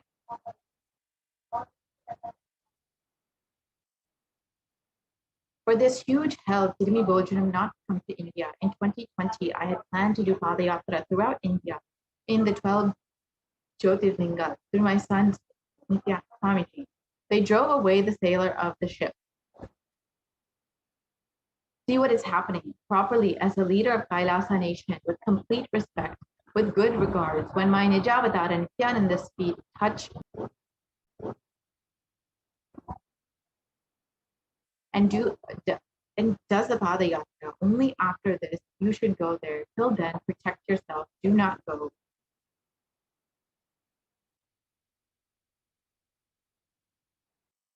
So Devi Parashakti has also revealed that the solution for the suffering of Pralaya is to actually bathe in the water of the Anandalingam, which the Supreme Pontiff of Hinduism created 12 years ago for this purpose. So let us watch this revelation made by Devi Parashakti. அடுத்த சில மாதங்களில் 1000 அல்ல, லட்சம் அல்ல, கோடியில் உயிர்கள் பலியாகும். இந்திய நாட்டினில் கோடியில் உயிர்கள் பலியாகும். உண்மையை சொல்லுகின்றேன், நன்மையை சொல்லுகின்றேன். தேடிக்கொள்ளுங்கள் உங்கள் வாழ்க்கைக்கு பாதுகாப்பை.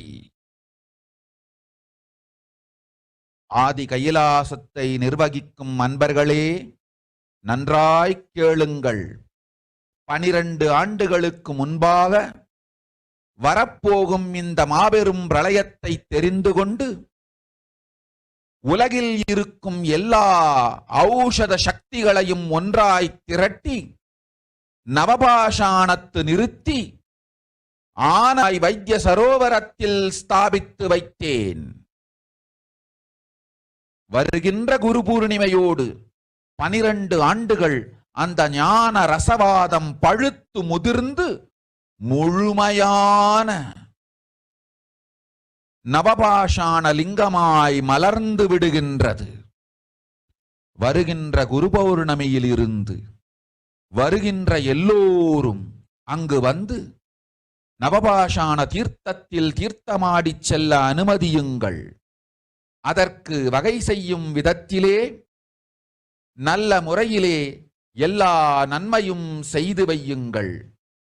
இந்த தீர்த்தத்தில் தீர்த்தமாடியோர்க்கும் அந்த தீர்த்தத்தை அருந்தியோர்க்கும் கொரோனா கொடுந்தொற்று வராது, மரணம் இல்லை, துக்கம் இல்லை.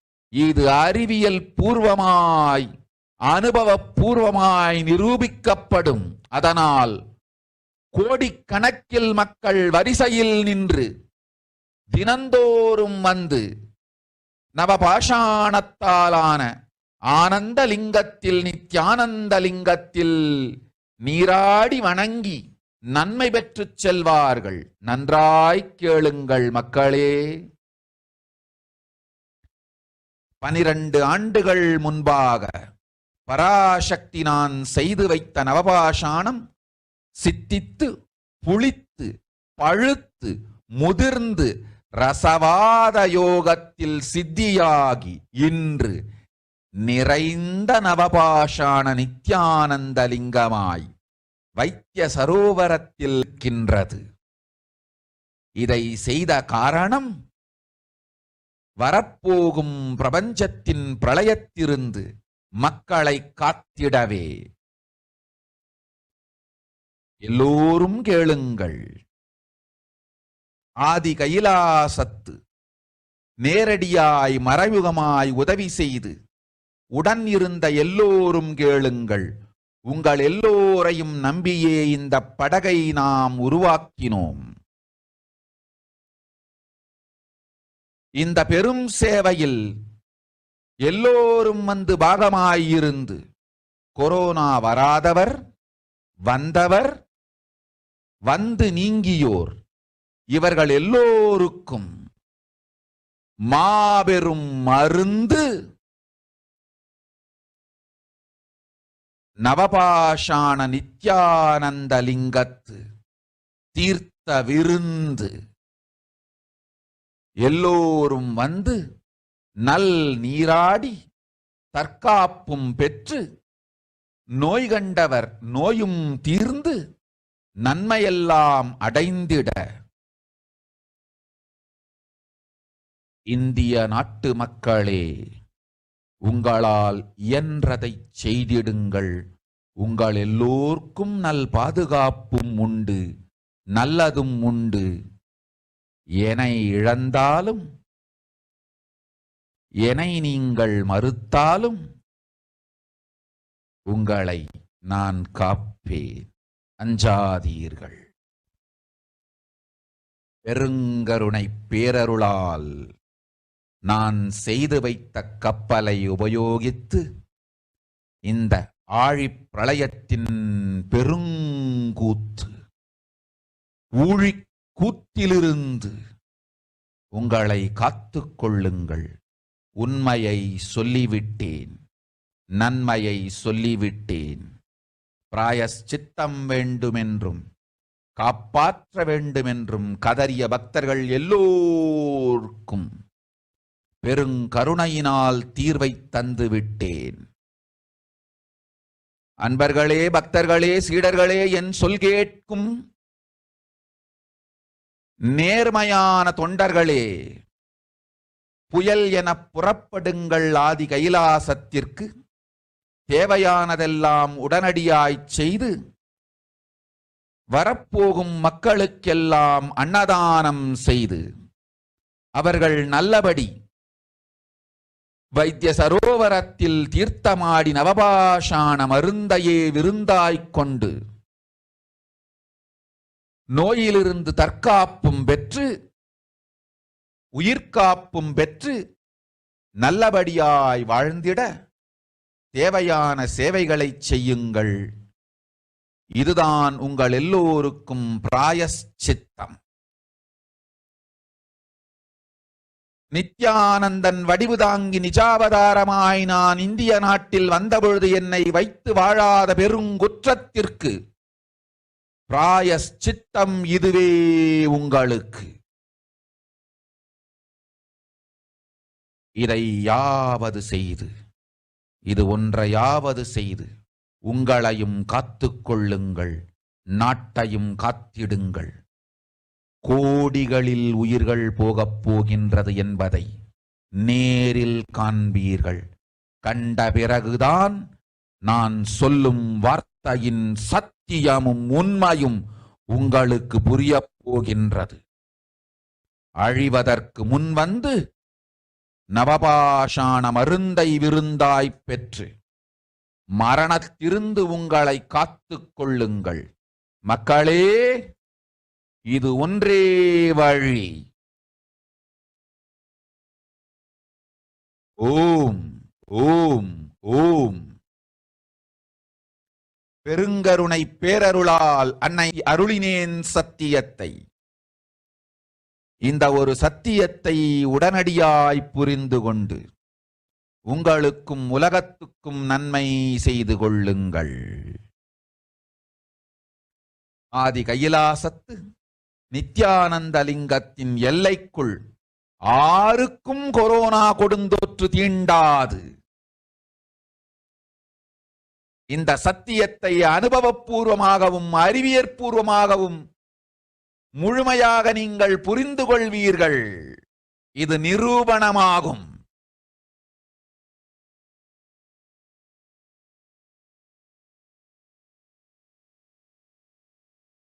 அன்னை பராசக்தி 12 ஆண்டுகளுக்கு முன்பாக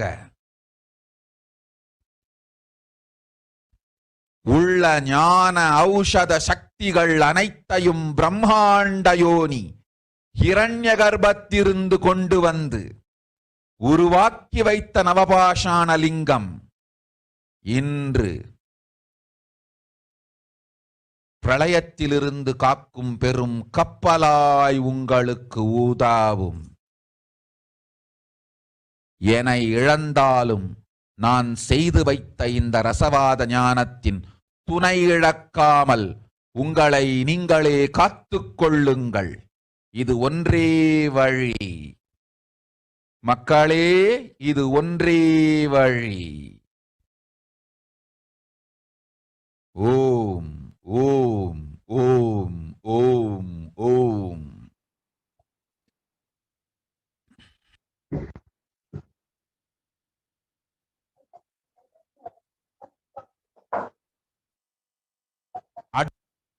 Yeah, they can. The translation of Devi's revelation are, even if children do mistakes in ignorance by getting stuck in Maya, as it is Parashakti, Paramashakti, Parashakti, Manonmani, my responsibility to save the cosmos from destruction. I'm telling some of the truth. Listen properly. Within the next few months, not in thousands or lakhs, lives will be lost in crores. Crores of lives will be lost in India.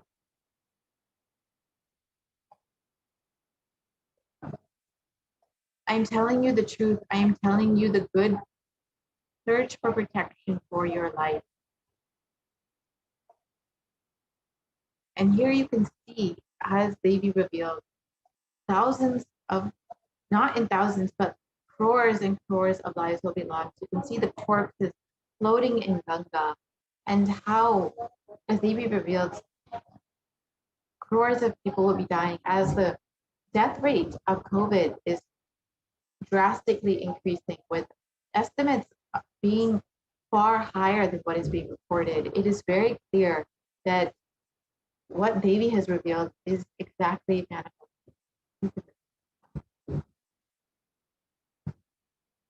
And as you can see, Devi revealed that as people are dying, dogs will be eating those dead bodies. And for the last 2 to 3 months, people have seen that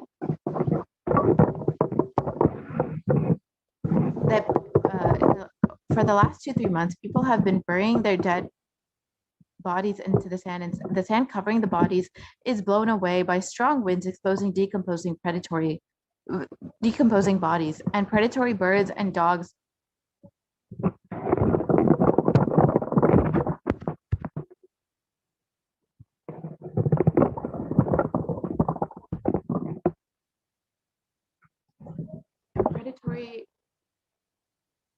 birds and dogs have been feasting on those bodies. And here you can see India is reeling under a massive second wave of COVID-19 pandemic, with the number of deaths also increasing.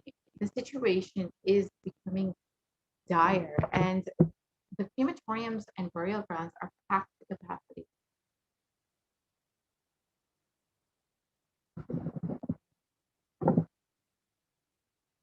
And over 150 bodies have been reported to be found in the Ganga, just dumped, and these COVID bodies will be washed further down and could be eaten by stray dogs, which could be adding to the further spread of COVID-19. And these numbers are being severely underreported, with only 40 people being reported to be found in the river Ganga. However, later reports further show that it's been up to 400 people, which could be much more. And as the New York Times has also revealed, that the situation is far worse than what is being reported, with nearly half of the Indian population being possibly exposed to COVID-19 in a worst case scenario.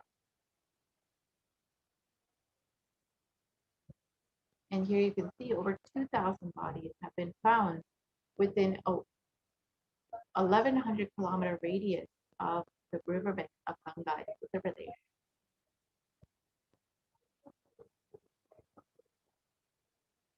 And you can see that Indians are being forced to change rituals for their dead as COVID-19 rages through cities and villages. They're literally, cities and streets are becoming crematoriums as people are running out of space in the crematoriums and are forced to burn bodies within the streets itself. And bodies after bodies are coming, and death and devastation is reeling in Delhi. Crematoriums and burial grounds are running out of space in the capital. You can see further the news that has been showing how babies' revelations have been manifesting. Funeral pyres and burn continuously at Mohali's crematorium. Here you can see continuously bodies are being burned as they are being, as many millions of people are dying from COVID. And India's coronavirus is round-the-clock mass crematoriums, creating round-the-clock mass crematoriums. Here you can see more dead bodies are burning. And you can just, as the Supreme Council of Hinduism has revealed, the numbers are being severely underreported. If you yourself take a poll of your family members or friends who are living in India and ask them how many people within their own families or circle of friends have been either infected with COVID or have passed away from COVID-19, you will see for yourself nearly every single person you speak to has someone within their close-knit circles who has died or has been infected with COVID. So these numbers that the news, the media are reporting is severely, severely underreported. If you yourself take personal poll and survey of the people you know, you will very clearly understand this. And you can see continuously that mass crematoriums are cremations in India facing mass cremations in India are being burned as the tsunami of COVID-19 deaths increases. And there's been non-stop cremations that have cast doubt on India's counting of COVID-19 deaths. And you can see that babies' revelations are certainly manifesting in ways that no one has expected. And with this, you can see that Delhi crematoriums, again, running out of wood, building more pyres, and the queue to burn bodies has been growing outside. Bodies pile up in India's crematorium, overwhelmed by viruses. We've seen various news reports saying the same thing.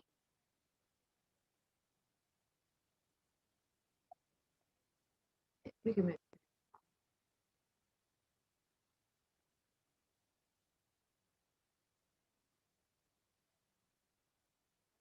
So as you can see, Delhi has been recording over 20,000 daily cases of COVID-19, along with 300 confirmed deaths. And on Sunday, the city has saw 350 COVID deaths. So you can just see how COVID-19 is wreaking havoc on the country, and the death tolls in Delhi in all across the country are extremely high and are severely underreported.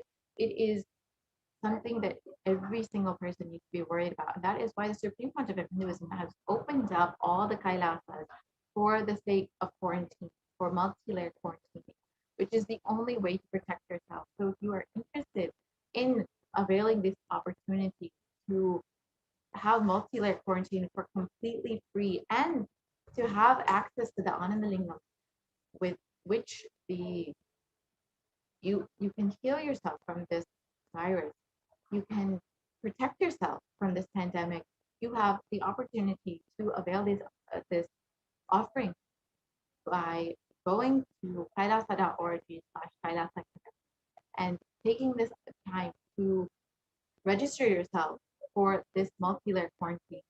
And as we approach the third wave within India, this is now the most critical time to take this opportunity to protect yourself. With this, we will be entering into the next segment where we will understand the offerings that we can make to Devi and how we can receive her blessings through these offerings. We will be right back after a very short break.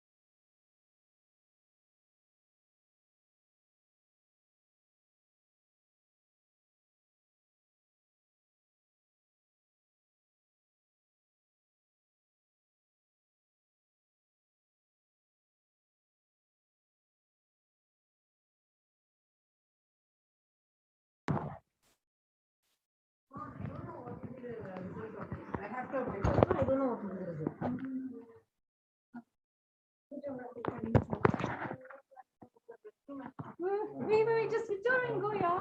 You can spend how much of your time you want.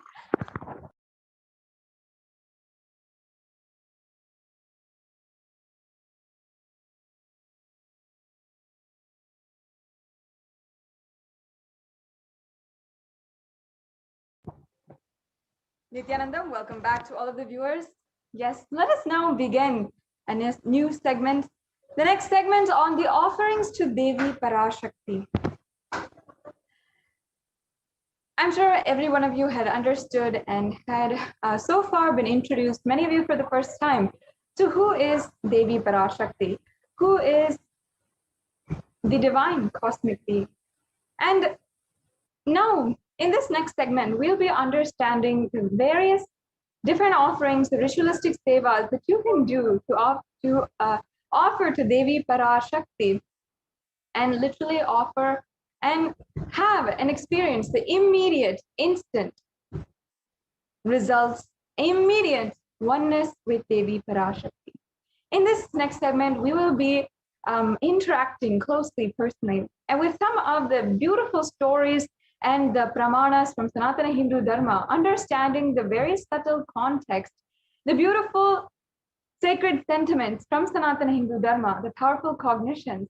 And just through that, you will see how much Sanatana Hindu Dharma has to offer.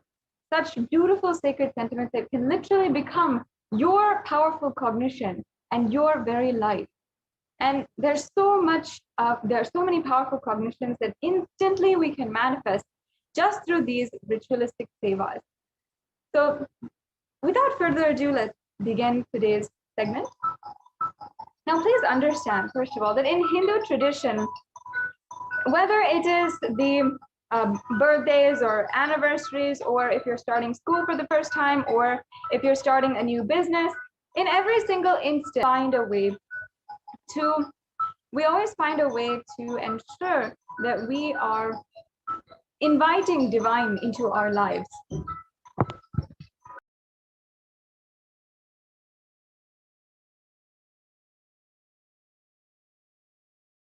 Yes, sorry for the technical glitch. We're always trying to find a way to invite the divine into our lives, trying to ensure that we are making the divine, the gods and goddesses of Sanatana Hindu Dharma, be able to interact with us personally, request their guidance, and first of all, offer our gratitude for the guidance that they have given thus far, and request their guidance further in their whole life. Now, that is how personally we literally love to live in the presence of God. And that is the lifestyle for anyone who practices Sanatana Hindu Dharma. That is why these offerings are so sacred. And in every single temple, all of the temples, these offerings will be there and will be such a beautiful way for you to interact personally, to closely worship the divine. Now, offering is a divine gift of pure love, devotion, and oneness, and it consists of two parts, giving and accepting. And only when the divine accepts what one offers, the offering becomes complete. Offering is not made out of fear or out of greed. When an avatar lands, the offerings are purely a part of the grand Leela played out for the only purpose of enlightenment.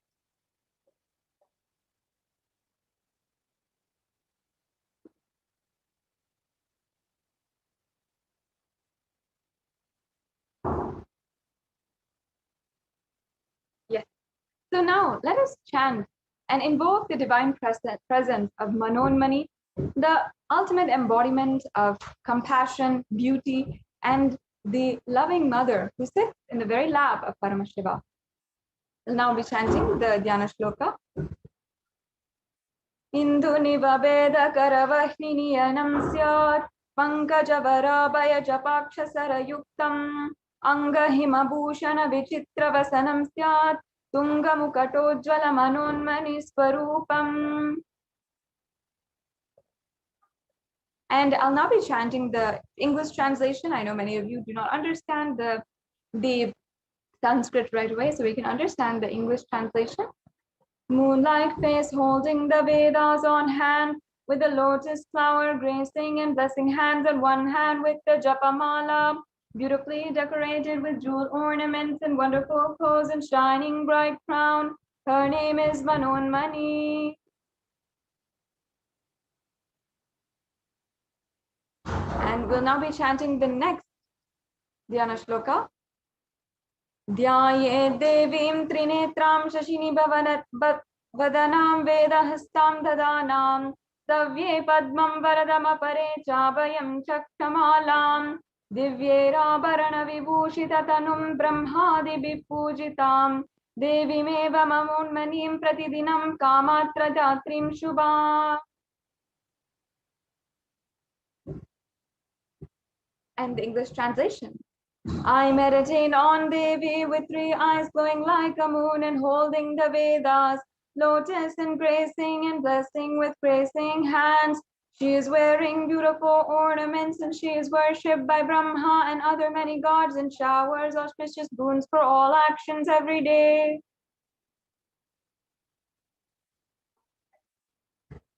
Yes. Now, with having invoked and invited the presence of Devi Parashakti herself, as described by the ancient Vedic rishis, let us understand the divine properties and of the element gold. Now, many of these offerings that we'll be going into today are of gold.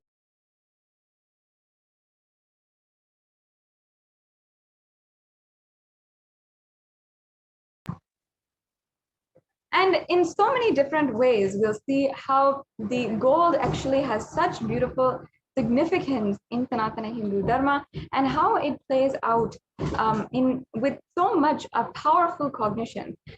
The ancient Vedic rishis, this ancient scientists of Sanatana Hindu Dharma, of the Hindu civilization, understood the power behind the element gold, and how it is so amazing, so powerful, that they applied it in various different aspects of this civilization. Now, here's a reference from the Atharva Veda for the gold, and the translation goes, "Triply born by birth is this gold from atoms of Agni is one. It becomes dearest to Agni. One fell away from Soma when it was heard. One they called the seed of virtuous and powerful Apaha. Let that triple gold be for your long life." Now, many of us in our outside life, we understand, we know that the gold is a very valuable gift that we give to the people whom we place value in our lives. For example, our mothers, fathers, we often give a gold jewelry or a gift made of gold for their birthdays, or for Mother's Day or Father's Day. Or for a loved one, we often give gold jewelry as an anniversary present or a present on Valentine's Day and things like that. However, many of us do not even understand the divine properties of gold. Gold is actually a powerful element, recognized for how much spiritual energy it can contain and how much healing it can do. Gold is present in all the scriptures, the Agamas, the Vedas, Shrutis, Smritis, Itihasas, and Puranas. In all the Hindu scriptures, it is abundantly displayed that gold is the most auspicious and purest metal which purifies our being. In the Hindu civilization, everything was built in gold and exchanged in gold, and ritual feasts were offered in gold bricks. When one was to be saved from life-threatening illnesses, gold was offered as a ritual fee. Gold was in abundance and used for weighing equivalent amounts of commodities, including cows. Kingdoms were built with huge doors of gold, and the streets would have huge columns and huge archways made of gold. And horses and cows were dressed in gold as well. And all of the living beings, everyone who is worshipped for their infinite possibilities, for the oneness that they are truly in with Paramashiva himself, and they were decorated in gold.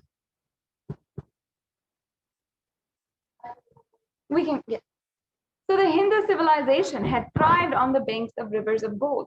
The Indus River was called the Hiranyamaya, the river of gold in Rig Veda, and the river Saraswati was called Hiranyavartani in the Atharva Veda. Gold is a supreme element for offering gifts to the ones you love and revere.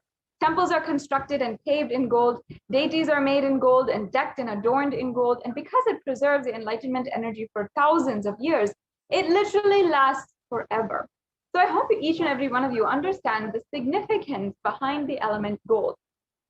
Now, when you understand this, you understand why we are offering gold. And of course, gold has such a value as a currency, as a form of different in the economy, it has such value. But really, the divine properties, the sacred and spiritual properties of gold is not known to the world. And what our ancient Hindu rishis, the ancient scientists of the Hindu civilization, had recognized and applied in the Hindu civilization as well. So as you're offering this, please understand that there is not just a value of love in gold. It's not just that we love God, that we are offering gold to God, but the very property, the sacred and divine property that literally manifests oneness and manifests the enlightenment energy is what we are offering into the divine in gold. So yes, we can go on to the first slide on E-Hundi. E-Hundi is the first offering that we have, and we have an array of very exquisite offerings that each and every one of you can enjoy today. And E-Hundi is one of the offerings that you can do no matter what you are, where you are in your life. Perhaps you just want to offer $1 or a few coins or 100 rupees or any amount of money. You can always offer, and you can do this through two ways, either the YouTube super chat, or also there's an option for the registration forms, which we will be going through at the end. So this E-Hundi offering is a representative of all of the fears that we might have inside of us, the different obstacles which we might have. We drop it literally at the feet of Devi Parashakti, and we offer our deep gratitude and devotion to Devi Parashakti. And she is the one who literally accepts all devotion and doesn't ask for anything in return. She doesn't ask for any, commitment or anything. She just simply gives out of the pure compassion. In fact, in the Lalita Sahasranamam, Devi Parashakti, can you please go to the previous slide? Yeah. Devi Parashakti is described in this following verse. It's described, Bhakti Priya Bhakti Vasya Bhakti Ghamya Bhayapaha Shambhavi Sharadharadhya Sharvani Sharmadayini. Devi is fond of true devotion and is realized through true devotion. She can be won over through true devotion, and she removes all fear. Yes, the next slide, please.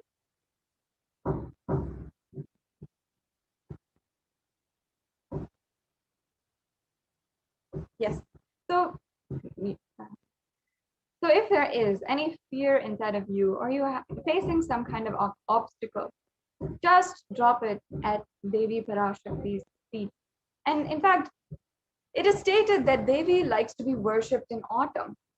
Autumn not meaning the yearly autumn or the seasonal autumn that we each and all go through.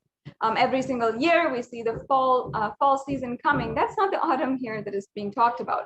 Autumn is literally the time in our lives where our thoughts are turning more and more inwards, where we're suddenly finding or trying to find the purpose in our lives. We're yearning and seeking for something more, for an existential purpose, and something that is beyond everything that we have enjoyed so far.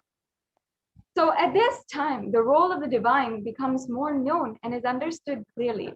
The need for Devi worship becomes stronger. So you can offer this E-Hundi offering. You can offer your gratitude and devotion to Devi Parashakti by offering this E-Hundi offering. It can be of any amount that you like today, and you can simply offer it at the feet of Devi Parashakti. Yes, let's go on. The next offering that you are able to do today is the Sankalpa chanting.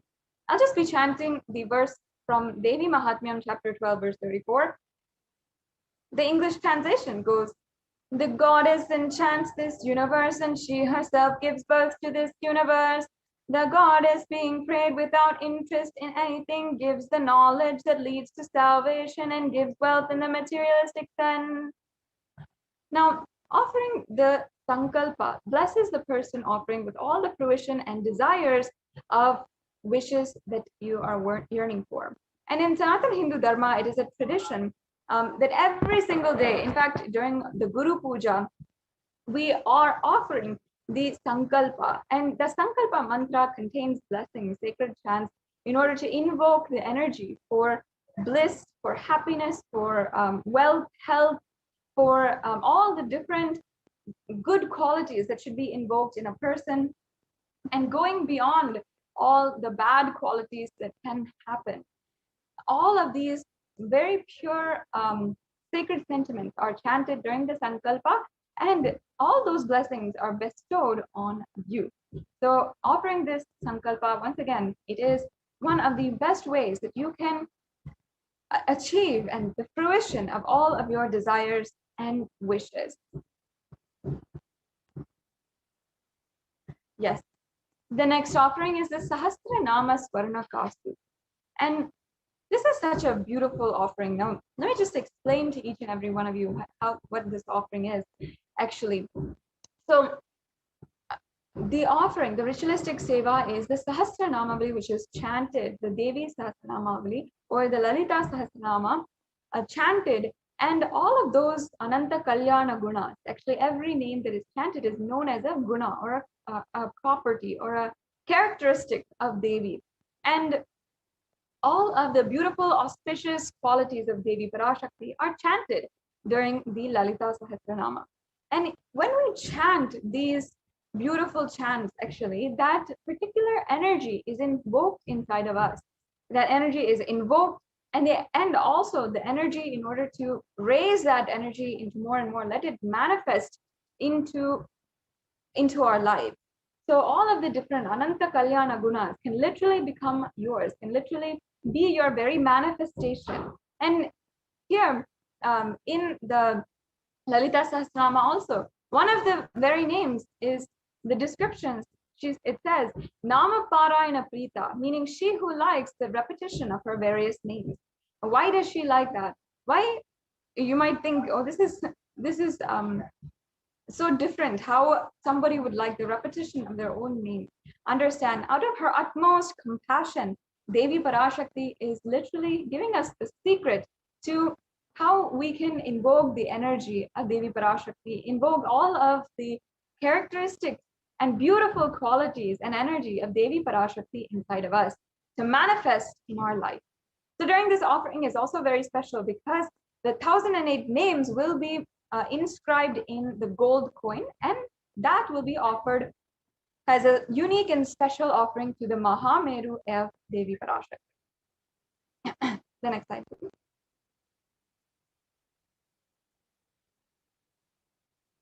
Yes, this next slide is the next offering is the Mukta Anguti. Now, in our lives, if you know that your mother is a huge fond of pearls, and you know that whatever it is, her favorite jewel is pearl, then of course for her birthday or Mother's Day or whatever it is, you're going to go and get the pearl necklace or the pearl set for her to enjoy, because you know that she has even if she doesn't even tell you, or as a very small thing, if she has a liking for pearls, you still want to go and get that for her.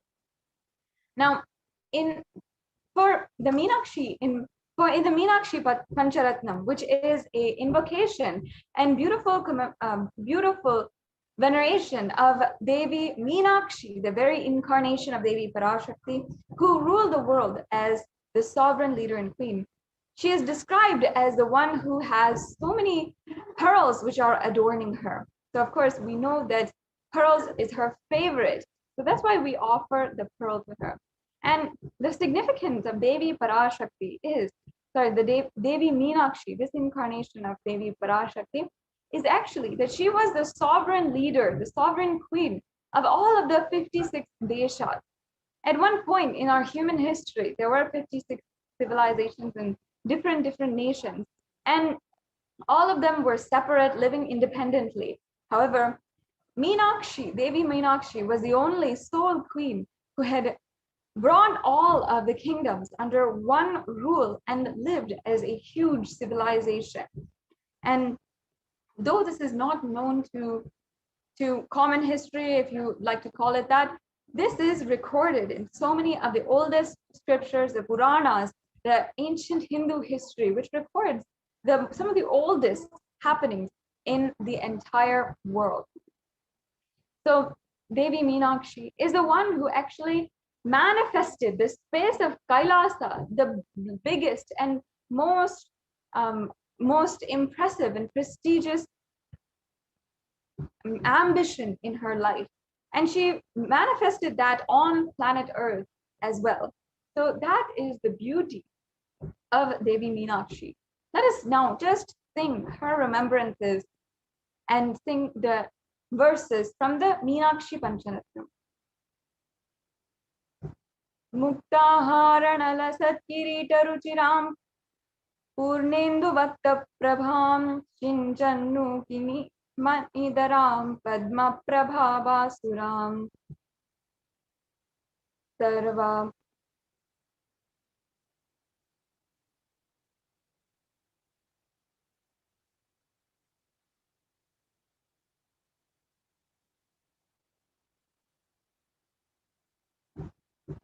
Sorry, can we go back to the last slide?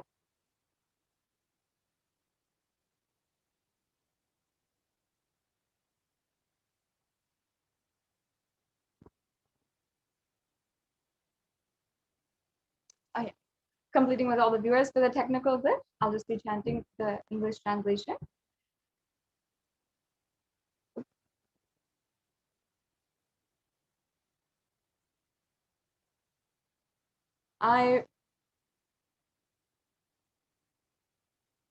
Sorry, can we please go to the previous slide?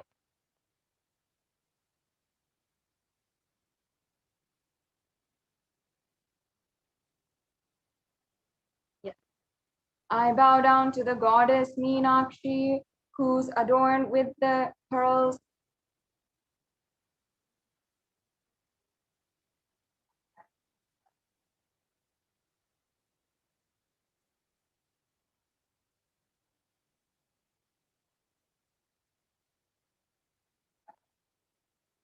Yes, thank you.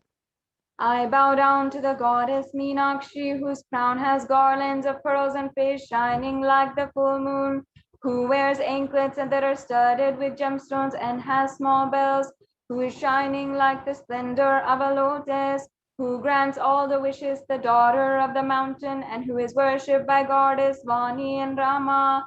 I remain ever bowing to the goddess Meenakshi, the ocean of compassion.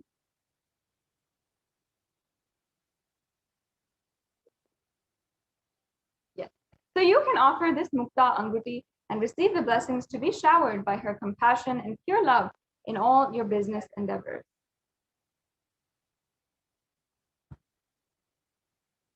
The next slide, please. The next offering is the Swarna Padma Pushpa. This is the offering of the golden lotus. So all the kalasas should be wound around with suitable thread and covered with new cloth. They should be adorned with the lotus flower made of gold. This is what the Kamika Agama says. And Kamika Agama is one of the oldest scriptures known to mankind, actually. The next slide, please. And not only this, the golden lotus has so many other references as well. Even lotus itself, by itself, is such a divine flower because there are so many different references and so much in Sanatana Hindu Dharma which is associated with the lotus. In fact, almost everything in the worship of the ultimate involves in some way or form the lotus. If you can see the different chakras in our body or the mudras or the asanas, everything has a connection to the lotus. In fact, also the Shakti of Paramashiva is called as the lotus. The base of a Paramashiva linga is called the lotus, and the disciple of the Paramashiva is also considered as a lotus, which is about to bloom. You can offer the gold lotus in any size you wish to be blessed and to have the state, space, powers, and being of Devi in your inner space amidst any adverse situation in your life.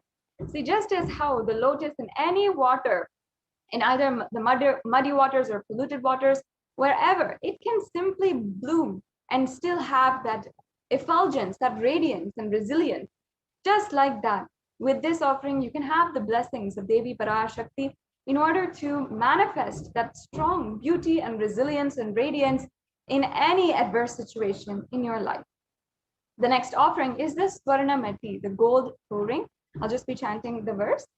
Nakadiditi samchana namajjana tamoguna padadvaya prabhajala parakrita saruruha. You whose brightness from toenails destroys the darkness of ignorance from the minds of your devotees who prostrate at your feet. You whose brightness from your 2 feet overpowers that of the lotus flower. So this Swaranamati, actually the toe ring is a very traditional piece of jewelry from the Hindu tradition, the Hindu women will wear, the Hindu married women will wear this Swarnamati. And in fact, all of the significance of that is tied to this very verse where she is described, where her very toenails are described as able and capable to just liberate you. Devi Parashakti, you don't need any of the her blessings. All it takes is just one grace of her toenail, not even a toe, not even the feet. You just need the one toenail to grace you, and that is enough for you to be blessed and graced in your life. So in the same way, we offer this gold toe ring to Devi Parashakti and receive the blessings to have the constant gratitude and be able to radiate the space of Devi Parashakti and even the most difficult aspects of life. Such beautiful offerings here. The next offering is the Swarna Mangtika.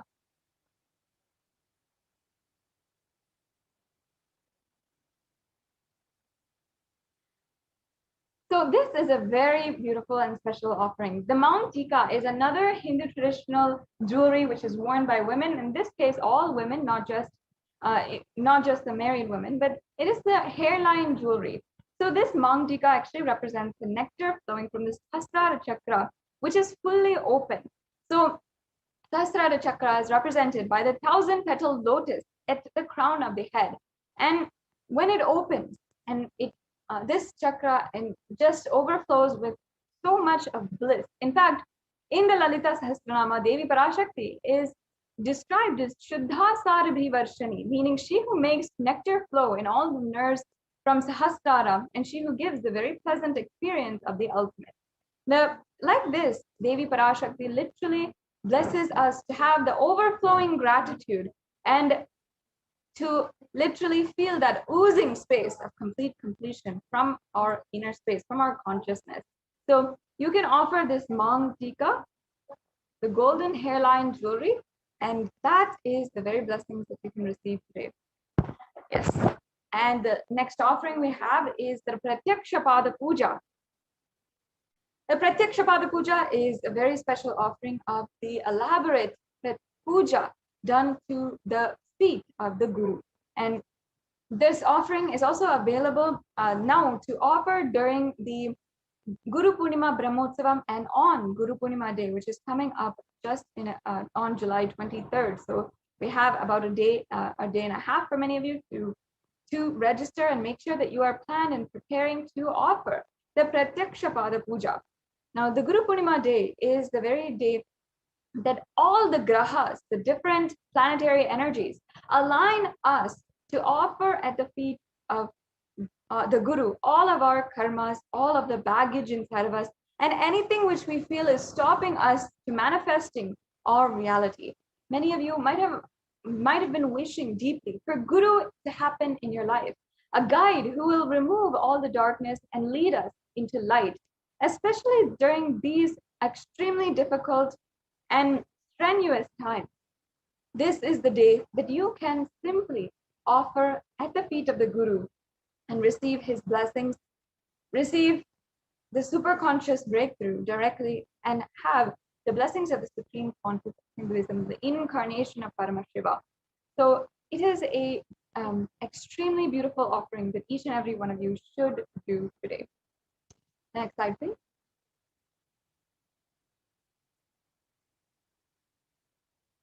The next offering is the Vastra Seva.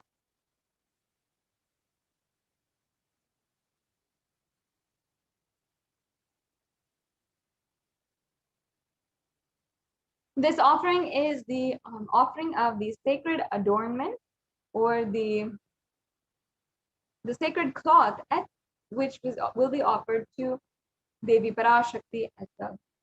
So next, this brings us to a conclusion to all of the different offerings that we have available for you today.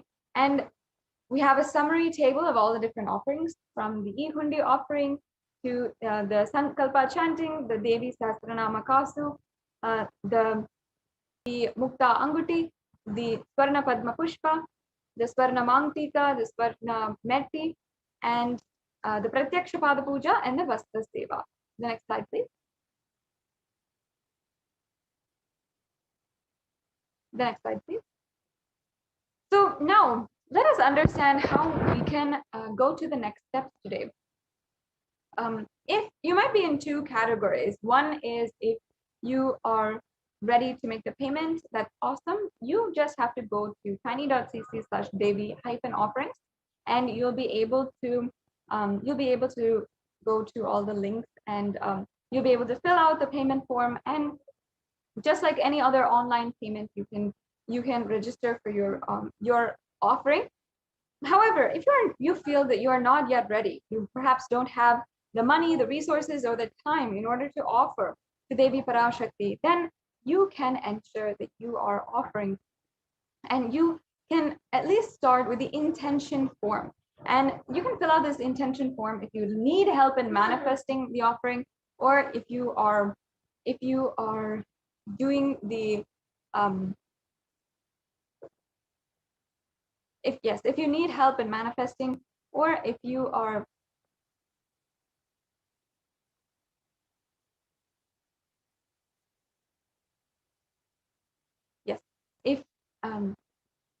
if you need help in manifesting, or if you'd like more information or more details, you can register with the intention form.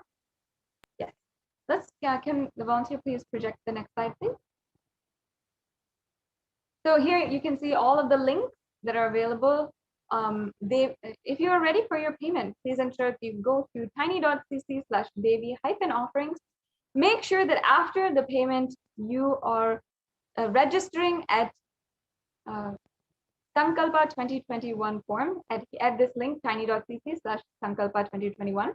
This will make sure that all of your names and the names of the people on whose behalf you are registering or you are offering this puja will be chanted during the puja. So please don't forget any of these steps. And it's a very simple, very easy process for each and every one of you today. We can just project the tiny.cc/devi-offerings link for all the viewers.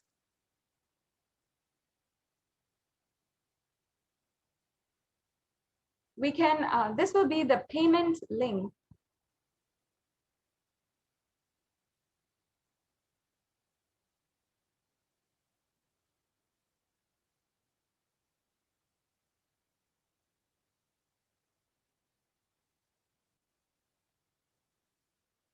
Yes, as you can see here, this is the Parashakti Bhava Samadhi Darshan donation page. You can go to the drop-down menu and select any of the offerings that you'd like to make today and add that to your cart, and you can select any number of offerings as well. So you can, once you select add to cart, then you will be taken to proceed to checkout, and then you can fill out all the payment details and the billing details and make your payment. And after that, you can make sure that you go to the Sankalpa 2021 form, and this will also ensure that if you fill out this form, you can make sure that you have all of your names and the names of your family members on whose behalf you are offering this puja. You can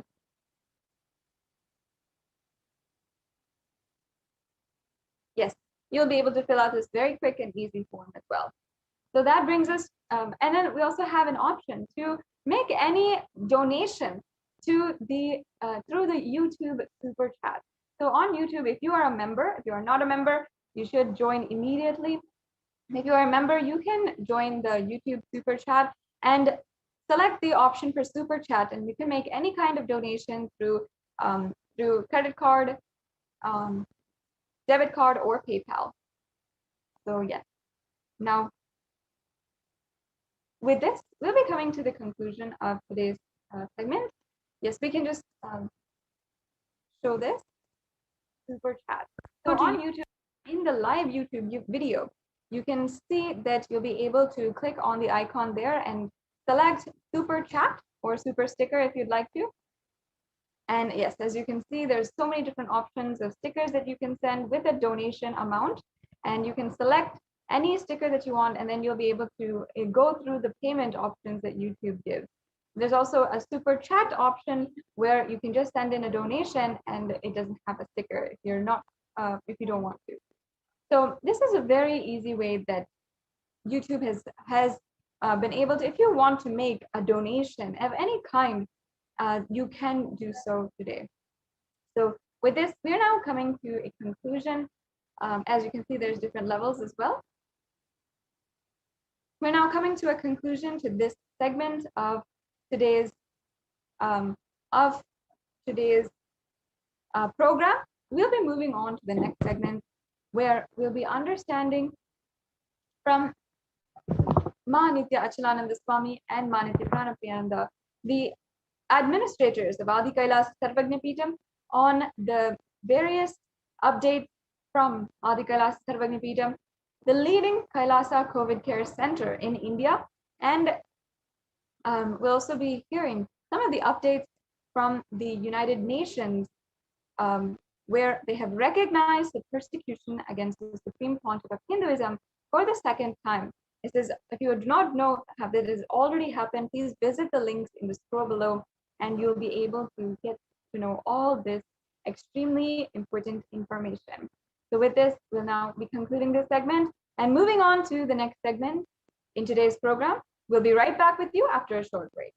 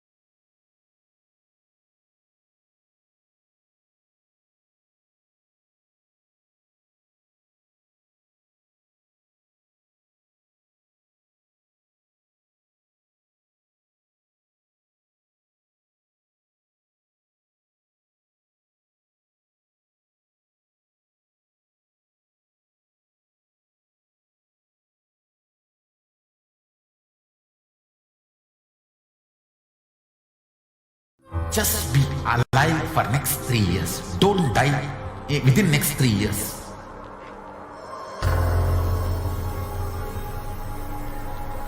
Just don't die within next 3 years. Be alive. Somehow be alive. I'm working sincerely. I will reach you somehow. Somehow I will reach you. It's my commitment to humanity.